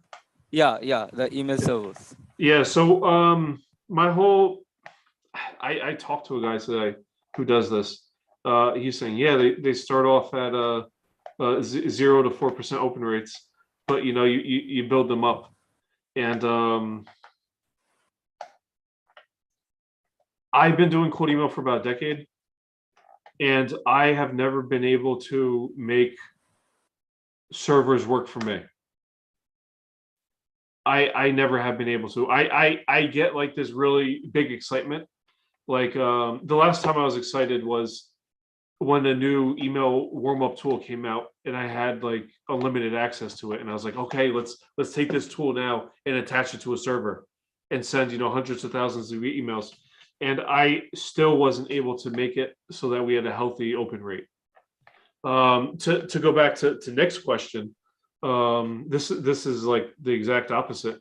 What Nick is saying is targeting 1 million people, personalized versus unpersonalized. Now imagine if you target them with a server and you're only getting 20% of them to open, but your costs are 10 times cheaper. It doesn't make profit. I know that's what the people in some industries are doing. You know, the little blue pills that they sell, that type of stuff. They're promoting products that, you know, they shouldn't be promoting. Affiliates are using servers. It's a volume game where they just email hundreds of millions of people for a 0.0001%, and they make profit doing that. I'm not in that space. I'm in the booking meetings with people space. I just haven't been able to make it successful personally. A lot of people I talk to also have tried it and haven't been able to make it successful. I'm not saying that it's not possible, because I know people are doing it. It's just that I personally haven't been able to. And I've been trying to do it for a while. It's actually, even I haven't used it. I use it with email tools like Lemlist or SalesRock, like that. So I have been hearing that many of the people are succeeding with this. So that's the reason I wanted to have a take. Like, what's your take on that? So that's the reason I asked you the question.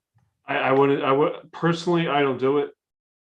You have one email server, you have one IP. Once the IP is done, you're in spam. And we have people running 450 emails, right? Those 450 emails, we might get 10% of them might be in spam, but then we still have 90% of them still running. The campaign doesn't stop. Right. Leela, I'm going to go to you. You put your hand up first. You got hands going. Yeah, thank you so much, Andrew. I mean, it's really a gold mine to dig into this. You know, I would really love to again rewatch the episodes if I get the recording of that. I have a couple of questions for you. Number one thing, do you include unsub links in your email? So do you think having an unsub link will automatically scream out that it's a promotional email and a mass email, or do you want you won't use that? I'm going to start by saying I'm not an attorney. I'm assuming you're not in the US, and I'm assuming that the laws aren't very strict there. We have Don't worry, I'm not from the EU, so it's fine. we have clients that are corporate, very corporate, enterprise level, where we have to follow guidelines. In the United States, it states that you have to provide a clear way to make it that someone could unsubscribe. My understanding of what they're saying is that you have to tell them by text, you know, if you want us to stop emailing you, let us know, or put a link in there. But there has to be some sort of way that you could do that. That being said, that's if you put them on a list. There's also an argument to be made, and I'm not an attorney, but there's an argument to be made that if you email everyone one time, that you don't need that either. So I do know people following that principle. What do? I'm going to smirk and not comment. Okay. So do you do follow-ups? I mean, how many follow-ups do you do after the initial first email? All right, so that's a good question. Follow-ups. My whole thing is I only follow up with people twice. I only send really one email. I send one email, and then I send a bump email. Like, hi, you know, this is what I offer. Are you interested in my product? Then the bump email is, I'm sure you're busy. I just wanted to follow up one last time. I don't send more than that until I know a campaign is dialed in. And then if I want to target everyone across the year, then I make a long sequence. And the reason why is because once you start hitting people with the second email, the third email, the fourth email, people start hitting spam. And I just don't want to take that risk unless I have to, and especially not before I get a campaign dialed in. Once a campaign is dialed in, I mean, we run campaigns. One of my clients, we run the same message to the same list literally once a month. The same message.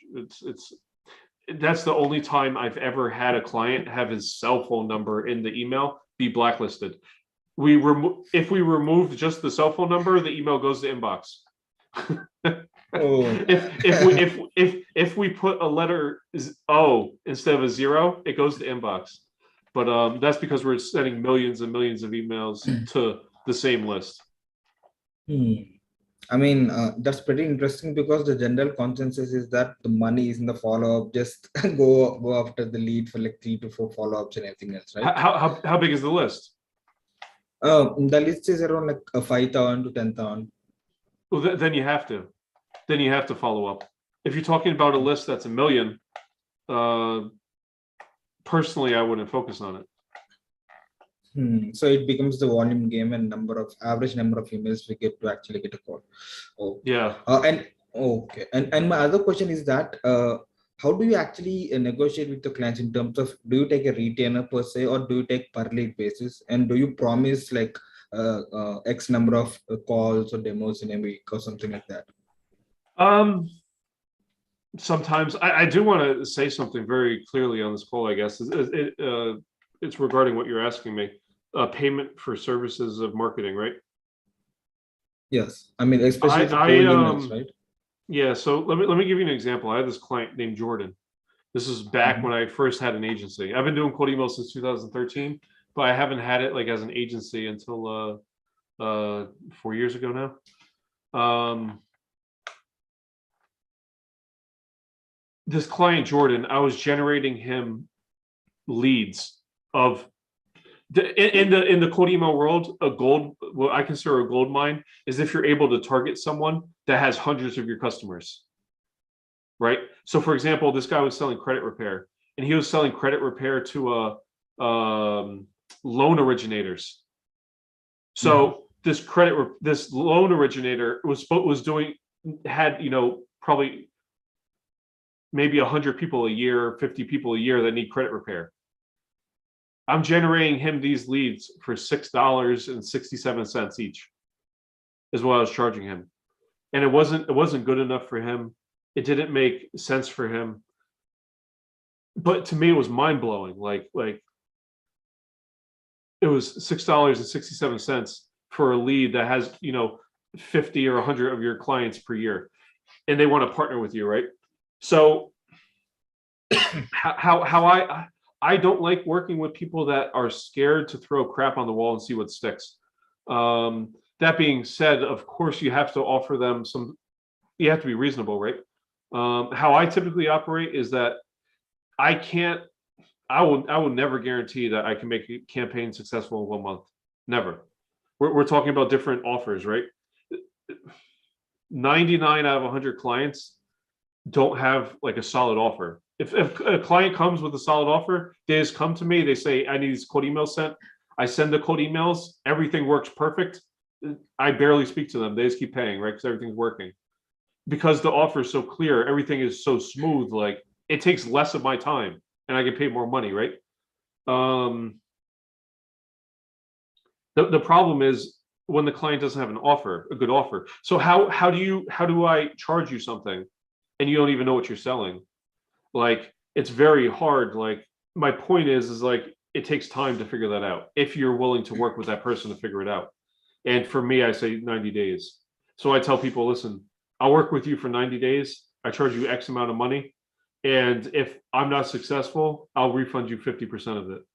That's been it's probably not the best. Like Kenny will tell you, I'm probably the worst salesperson, but that's just what I tell people. And yeah. Okay, so it depends majorly on the client whether you charge a retainer or per lead basis and everything, right? A lot of stuff I do is on a performance basis as well. I pay for the domains, I pay for the emails. I put the campaign strategy together. I do everything for some sort of percent of revenue, commissions, or equity in the company. Okay, got it. And also, I mean, cold emails, right? Especially in the first month, if the client is actually fresh, right? We have to tell them about the timeline. It will take at least for a month for it to warm up and set up and everything else, So what I did was, like, for one of my clients, I said that I'll take one-time setup fee for the first month, and from the second month, I'm taking the retainer. I'm taking per lead basis. So I'm also doing this testing of the hybrid things, because in the first month I have to set up a lot of things and we have to spend a lot of time, right, for domains and emails and everything else. And my last question, it's not a question, my last thing, you said that you want to try personalized one-liners for like 100 people a month, right? So I do provide that for my clients as well. So I will provide you like 10,000 personalized lines for free. Would you, if that works for you, would you make a deal with me here? You see, that's an offer. That's an offer. Yes. That's a very clear offer. You see, I probably would take you up on that offer. That's an insane amount. That's a bit of a no-brainer. 10,000 for free. I'd probably say yeah. Yeah, all I need just the domain message Juan, would you? Yeah, sure. Yeah, that's an offer. How do you say no to that, right? I don't know. So yeah. Anyway, that should be your damn cold email to cold email agencies. Yeah, yes, that's the thing. I mean, I do offer cold emailing services and other services, so that's the thing. So I do end to end. I do scrape the list and I do verify the list and one-liners and everything else, apart from setting up the domains and everything else. All these questions were just to butter me up for the pitch. You see? Not like that, but those are genuine questions. Hey, Juan put his Facebook profile in the chat. I think I'm connected with you. We'll talk later, right? We got a bunch of people here. Sure. Yeah. Let's move on with Sean. Sean was raising his hand before. So listen, Sean, if you want to speak. Sean has his beautiful tie on. He's looking very fresh. I have to ask you. I appreciate you dressing up just to talk to me.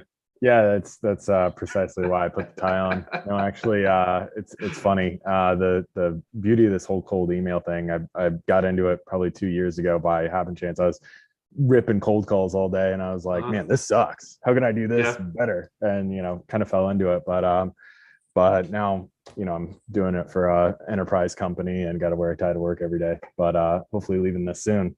One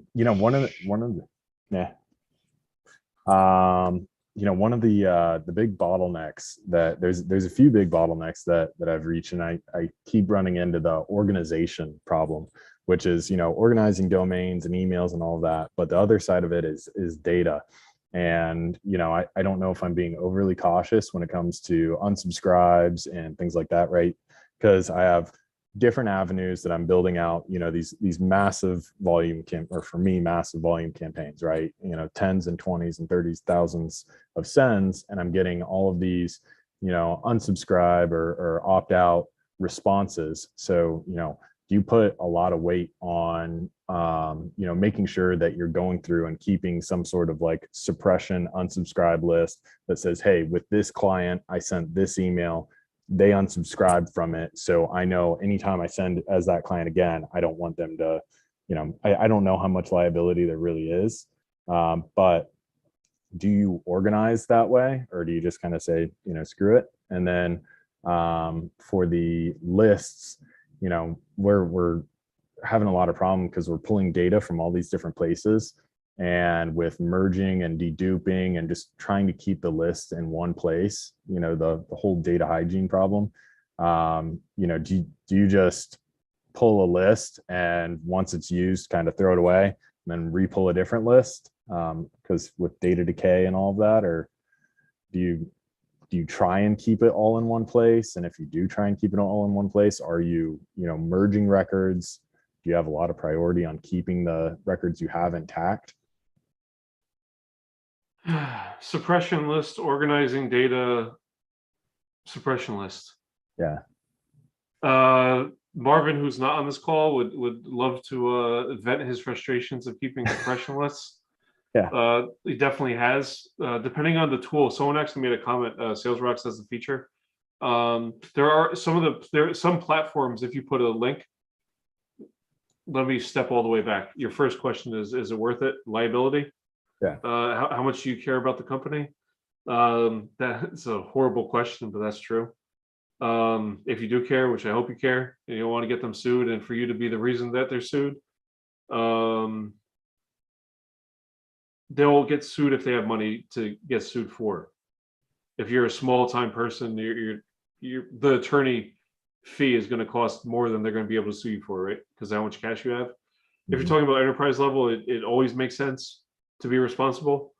But then there's a whole nother question. It sounds like you're frustrated of managing all this crap. Yeah. And whose responsibility is that at the company? It's all fallen on my plate just because I kind of created, the innovation at the company that, I manage all of the architecture, the domain, I'm starting, or, domains and all that, the data, the copy, and I'm starting to move into, creating all these sophisticated systems for our CRM. And it's overwhelming, right? Like, I'd rather head down and focus on a few things than try and solve this. Is it making money? Is it generating leads? Yeah. Oh yeah, for sure. I mean, And how, tens and tens of millions. I have a crazy question to ask you, and I know we have people all over the world. How much do you get paid, if you don't mind? If you mind, just don't say. Oh no, I now make as much as I do in the office as I do outside of the office right now. How much in an hour? Right, not an hour, 90,000, right around 90. So that's like almost what, 1,900 a week? Yeah, probably. Okay. There's two ways to go about this. There's two ways. Yeah. Convince your boss to pay someone to do it. Mm-hmm. The second thing, and you might not like it, but I'm going to highly recommend it. You probably have 60 people on this call that would love to take to help you out and manage all that for a percentage of how much you're making, a small percentage, right? Like, it doesn't make sense. The whole reason that you're whole frustrated about this is because you have to do all this labor. You're unable to do it all. I'm unable to do it all. I have 10 people. We have right now, I have Kenny helping me with strategy. I have Juan, he's just doing everything, right? He's just organizing things, right? Yeah. He's organizing the stuff to give to the people that organize it. Like, that's literally what he's doing. And then we have Bryant and Francis on this call, and it's near impossible to organize all that stuff yourself. Yeah. I think that the question that you're asking is the wrong one. I think that to answer the question, yes, you should keep the spreadsheet list. Yes, you should have an organized system to hold all the data. Regarding targeting it again, if you're worried about it, you could re-clean it every couple months, 3 months. But it sounds like you're stressed out, and if you're able to fix stress with money and you could afford it, it's always worth it, in my opinion. Yeah. I think that the way that you're looking at it sounds like you're being ambitious and you just took over the project. People gave it to you because you're just doing it. Yeah. Just have a freaking secret private army that no one knows about and double your output. Yeah. I hired a VA, but it seems like it's as much time training as it is, just doing it myself, which, I know there's probably a diminishing return to that, but where they're going to be able to handle more. Are they good? No, not great. I mean, they if I tell them what to do and I make several Loom videos, they do it. They hone in and it gets done. It might take feedback throughout the day for weeks on end, but I can't say something and expect that they're going to go to Google and find their answer or figure out how to solve the problem. I still have to solve their problem. And then you want to make a pitch to this entire group right now? Yeah, that sure. you may need help. Yeah. How much are you paying the person? $1.50 an hour. $1.50. Oh, come on. Look, he's rubbing his nose. He knows he's fucking up. Excuse my language. I mean, no, it's $1.50, and any deals that come through, it's basically what $45. All right, listen, I've been hiring people since 2013. Yeah. What I've learned is that, and I like to think my team likes me. Let's ask Juan, what do you think of our dynamic here at work? It's awesome. I mean, I love Andrew, as I'm sure a lot of you do as well. Do we have fun? Yeah, we have a lot of fun and we have a lot of work, but we get it done as well. I mean, do you know how I found one? Do you mind if I tell them one? Sure do. Go ahead. All right. So I signed up for I was trying to funnel hack clients and communities, right? Yeah, that's the name. Yeah, clients and communities. If you guys are familiar, they got like 30,000 group members. So I'm trying to see how they're monetizing their groups, right? I gave my phone number. I bought a $7 book. One ends up cold calling me to try to pitch me and upsell me, right? I completely forgot everything that he's telling me. I don't remember the conversation at all. But he just had like this caring personality that he like cared.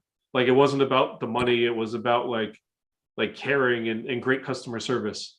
And I realized that we don't have anything like that at the time, like really great customer service like that. And even some of the other team members, Juan, they say about you, you have such a calm and relaxing voice, and you're so laid back. So right, so there's a whole. Oh my God, you want to see something really? These are literally my books on hiring, right? Who, you got top grading. So I have all the versions of top grading, right? So here's the original top grading, right? It's gigantic. And then I got the top grading mini book, right? Summary. And then I got the newest version. It's smaller, the smaller version of it. And look, I have it all. Look at this. Look at all these tabs. Yeah. I have all these tabs in it, right? And it just comes down to hiring the right people. It sounds like you're hired a bad person if they can't be organizing your stuff. Yeah, I think one of my fears was just, man, am I going to be shelling out 200, 300 bucks a month and still have the what the hell do you spend your money on? No, I'm saying learning curves on my end, right? Like I've never created an SOP or these Loom videos. I don't know that process. I just know I have a problem. I got to go solve it, figure it out, and run with it. But what you're doing is you're learning a very valuable skill, learning how to do that stuff. Yeah, absolutely. You can't take away the amount of money that you pay someone, the amount that you're learning of actually doing it. So a lot of people here talk about theory, and I'm not saying people here are not doing stuff. What I'm saying is like people love to talk about theory, right? It'd be really cool if we did that, or really cool if we did this. You actually took the time to sit there today and wear a tie just to talk to me, right? And what my point? No, you actually hired someone and went through the process and did it, right? Mm-hmm. You got to cut your losses. It sounds like I haven't been able to find quality people like that. I don't know. Reach out to someone in this group. Reach out to me. That's my advice to you. Get someone else. You mind if I ask how you found me?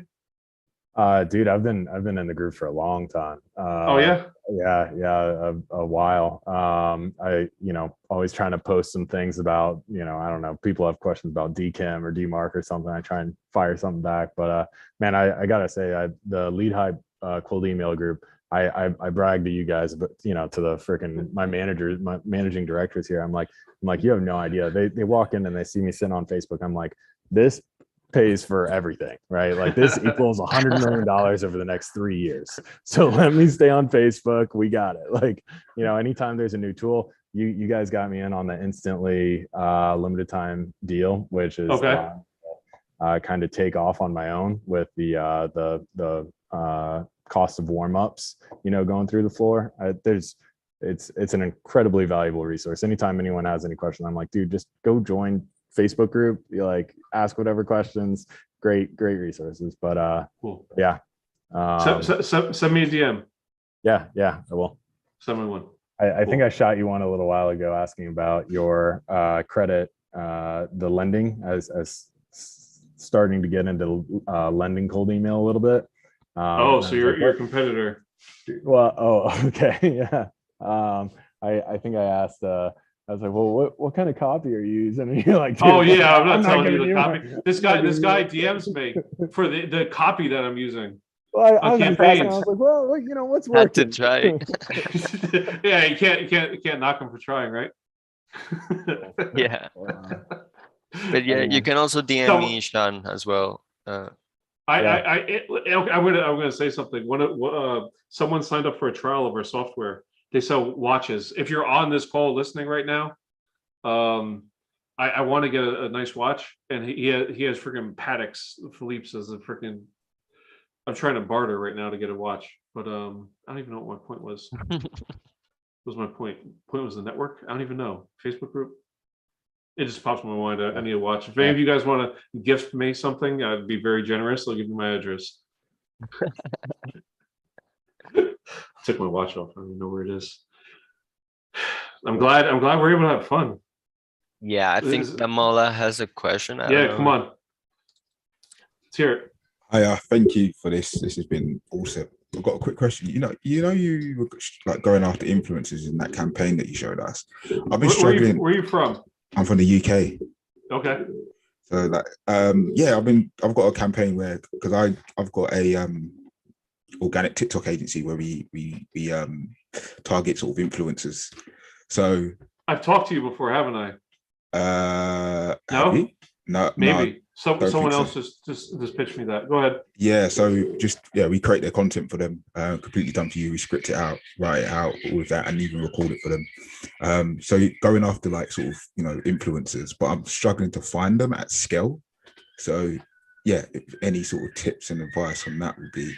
What type of influencers? Anything like Instagram? Yeah, so as long as they have some sort of program and they have an Instagram profile. I had this. You have a budget?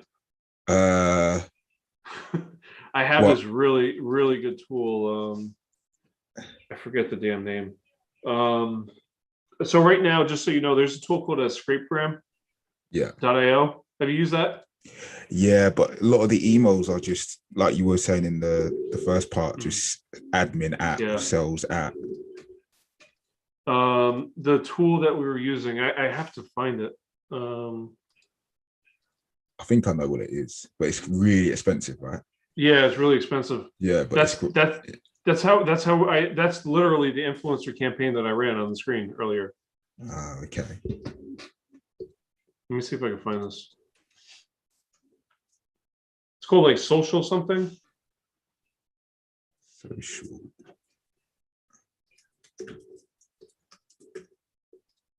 Social.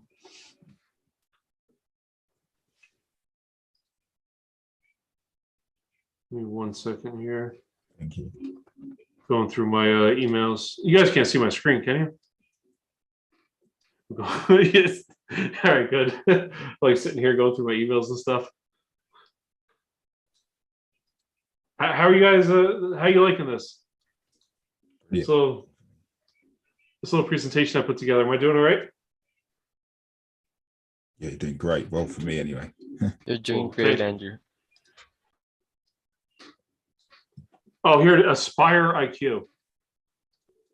IQ. Sorry, how do you spell that? Here, I'm put it in the chat.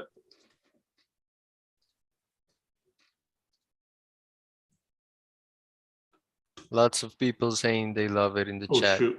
Dane, Shanna. Thank you all for being here.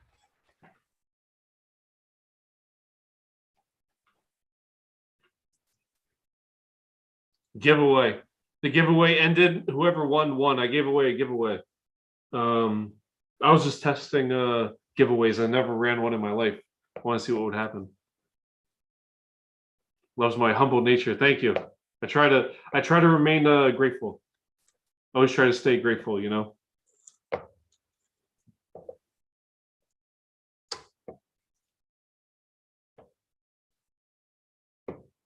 What are we doing here? We got hands everywhere. Did you see it in the chat? Yeah, how you pronounce his name? Demola. Demola. Yeah. So how much was it? Sorry, it doesn't even say online. It just doesn't. If you got to ask, you know.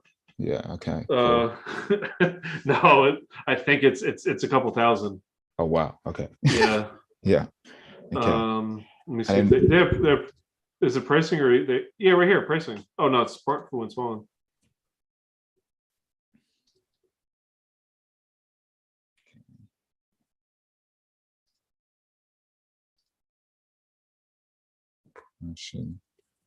Influencer Well, marketing. there's a lot of these different tools.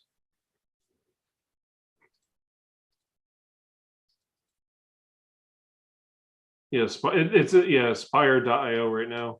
Yeah, no, that's good. Yeah, they're pretty expensive, but I mean, if you're talking about ROI, I don't know the quality of the software now. I do know that when we were using it, we were generating insane amounts of leads. Do you guys know any the urban street workout guys? Hannibal. There's this really big guy that I was obsessed with back in the day. I used to want to work out like him, and he replied. He was the lead on that campaign. Hannibal for King. That came off of that same tool, Aspire. One last question for you. In terms of when you're running your client campaigns, do you have set KPIs or benchmarks for you guys to hit? Or so it comes down to the same thing. I do, yes, but not in the sense that I think that you're thinking. So for example, what is the campaign? Are we targeting every business owner offering them Facebook ads? I think our reply rate was 0.1%. That's 1 out of 1,000. That was great. You see what I mean? Yeah, for sure. The 0.1% was great. But at the same time, a hyper-targeted campaign, we were getting 15%. I've gotten a 44% on a hiring people campaign, a recruitment campaign. Okay. But what made the difference between the 0.1 and the 44%? Is it because you're blasting out? I was offering people money for a job. Okay. Makes sense. Makes a lot of sense. No, thank you.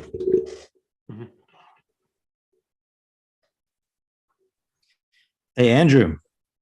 Hey, Joshua. Hey, man. Thanks for hosting this. I really appreciate it. I think it's been super helpful for all of us. It's been a while. Yeah, man. Things have been good. How's everything going for you, huh? Good. It's good. Can I ask you a little bit of a technical question? Okay. So how can we manage the unsubscribes and send a webhook to Sales Rocks? Is that available yet? Unsubscribes and sends a webhook. I do not know. I know that they don't have Zapier right now. That webhooks just went live. They did go live, didn't they? Yeah. On Sales Rocks, right? Yeah. Yeah. Bryant was telling me that. Brian, you still awake? You still here? Yeah, Still he's here. You're here? You drinking coffee? Barely alive. Oh my God. Yeah, Bryant figured out the webhooks for us. Yeah, but he's not the technical guy. That's Jason. He's still sleeping for another 2 hours. Okay. If you talk about team, I'm grateful to have Bryant starts at like 9 a.m. Eastern. Juan starts at like 11. And then the rest of the teams in the Philippines, they start at like 8 or so. So like we have whoever, I don't even know if he's still here, Sean. I gave him the answer and he ran away on me. It's always it's always nice to have people on your team. That's my whole point. I think I'm totally off topic. Where are we? Webhooks. Just speak to some. You just need to speak to someone that could do that for you. I'm sure you have people in here. You just need someone that does webhooks API type of work. It might cost you $50-$100 to set up. I think Jason and I are connected. I'll just shoot him a message whenever. Okay. I know he's a busy guy, so whenever he's got time. Yeah. Okay. Thanks, Andrew. What else we got?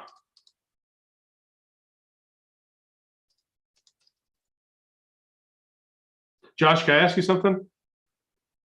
Yeah, of course. All right, so someone just called me humble, and then Kenny's telling me that I should have worn a suit. No, man, you're really you're showing up as you are. Huh?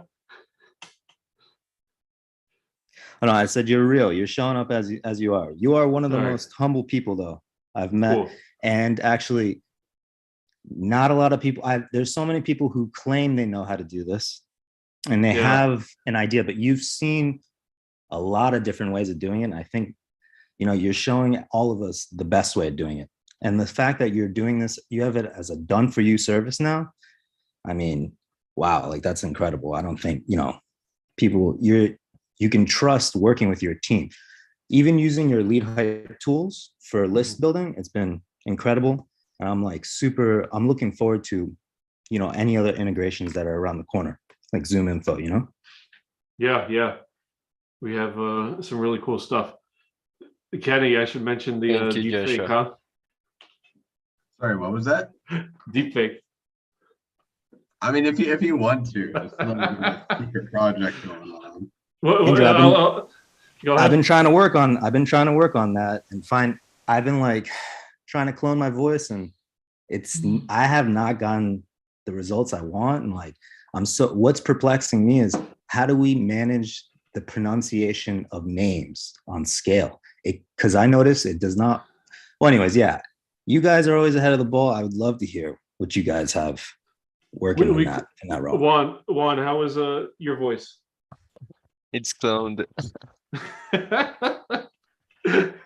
we got Juan's voice. I'm not going to put it out there. I don't want him to feel bad about it. But we just did it I had Juan do it as an in-house test, just to check the quality. I thought it was really good. It sounds like Juan. It really sounds like Juan. So fucking amazing. I mean, I felt weird when listening to it, because it's just my voice, literally. And that was due to, we were working on the project, and I'm also a musician. I work in music, so I have recording equipment, and Andrew told me the task to just try and record a bunch of sample stuff for the project, and we did, and worked for it for some time, and the results ended up being really good, the actual cloning. So yeah, we're looking forward to what we'll do with that. Yeah, we're working. Cool. It's going to be a anything that you want, whether it's audio, video. So basically, it could be a video, me recording video. Hi, Josh. Hi, first name. Thanks for attending the webinar. I just wanted to send you this personal video to thank you for showing up. If you need bait for anything. Not to interject, I just had an idea for that. We can also use that for voicemails too. Well, yeah, ringless voicemails. Ringless voicemails. You can use it for cold DMs on Facebook, on LinkedIn. And then make them by this spreadsheet. Hi first name, hi first name, hi first name.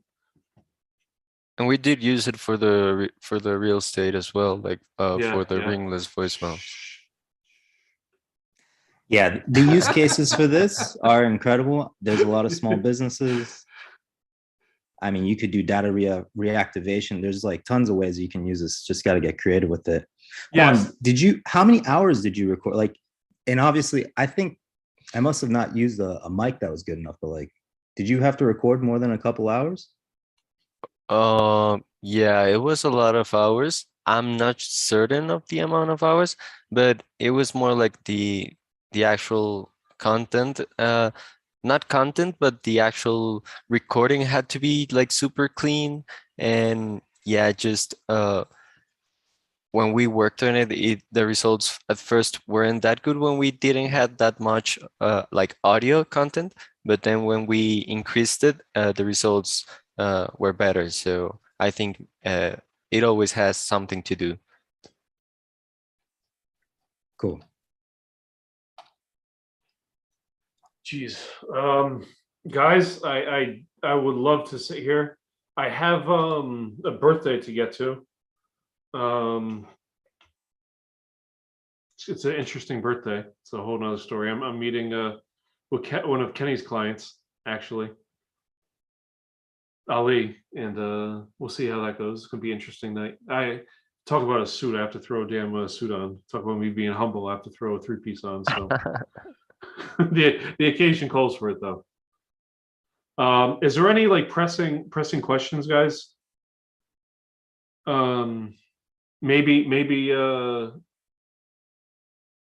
you guys, you know what? If you guys want to ask questions, if you're in my Facebook group, there's a if you want to put it in the chat underneath the live video, I'll come back and reply to them. If you guys have questions, just leave them for me somewhere. I'll be sure to answer them. If I'm assuming it'll be a lot, I'll just give me some time. Bear with me here. Sounds good. Cool. Guys, thank you so much. I do want to just, if you just give me one more second of your time, we are releasing this this mastermind group. I'm hoping to get 29 more people in there. And holy moly, yeah, we actually got a bunch of people here already. So cool. Yeah, I wasn't checking my emails or anything. Yeah, we got people in here. So we're limiting it to 30 slots. I don't know how many are left.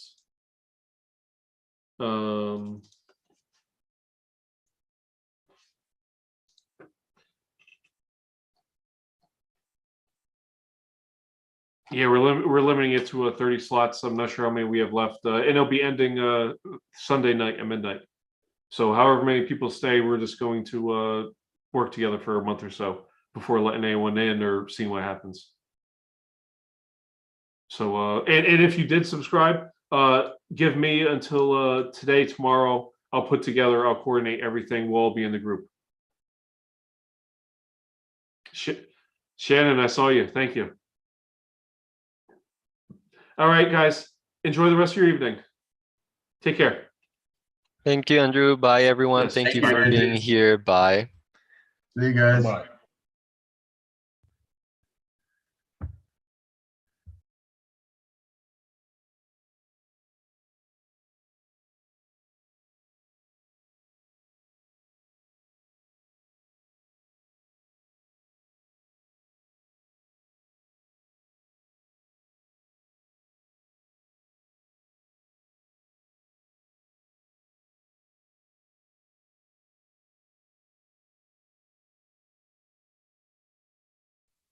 Hey, Kenny, may I know what was the cloning voice app he was talking about, like one of the hosts over here?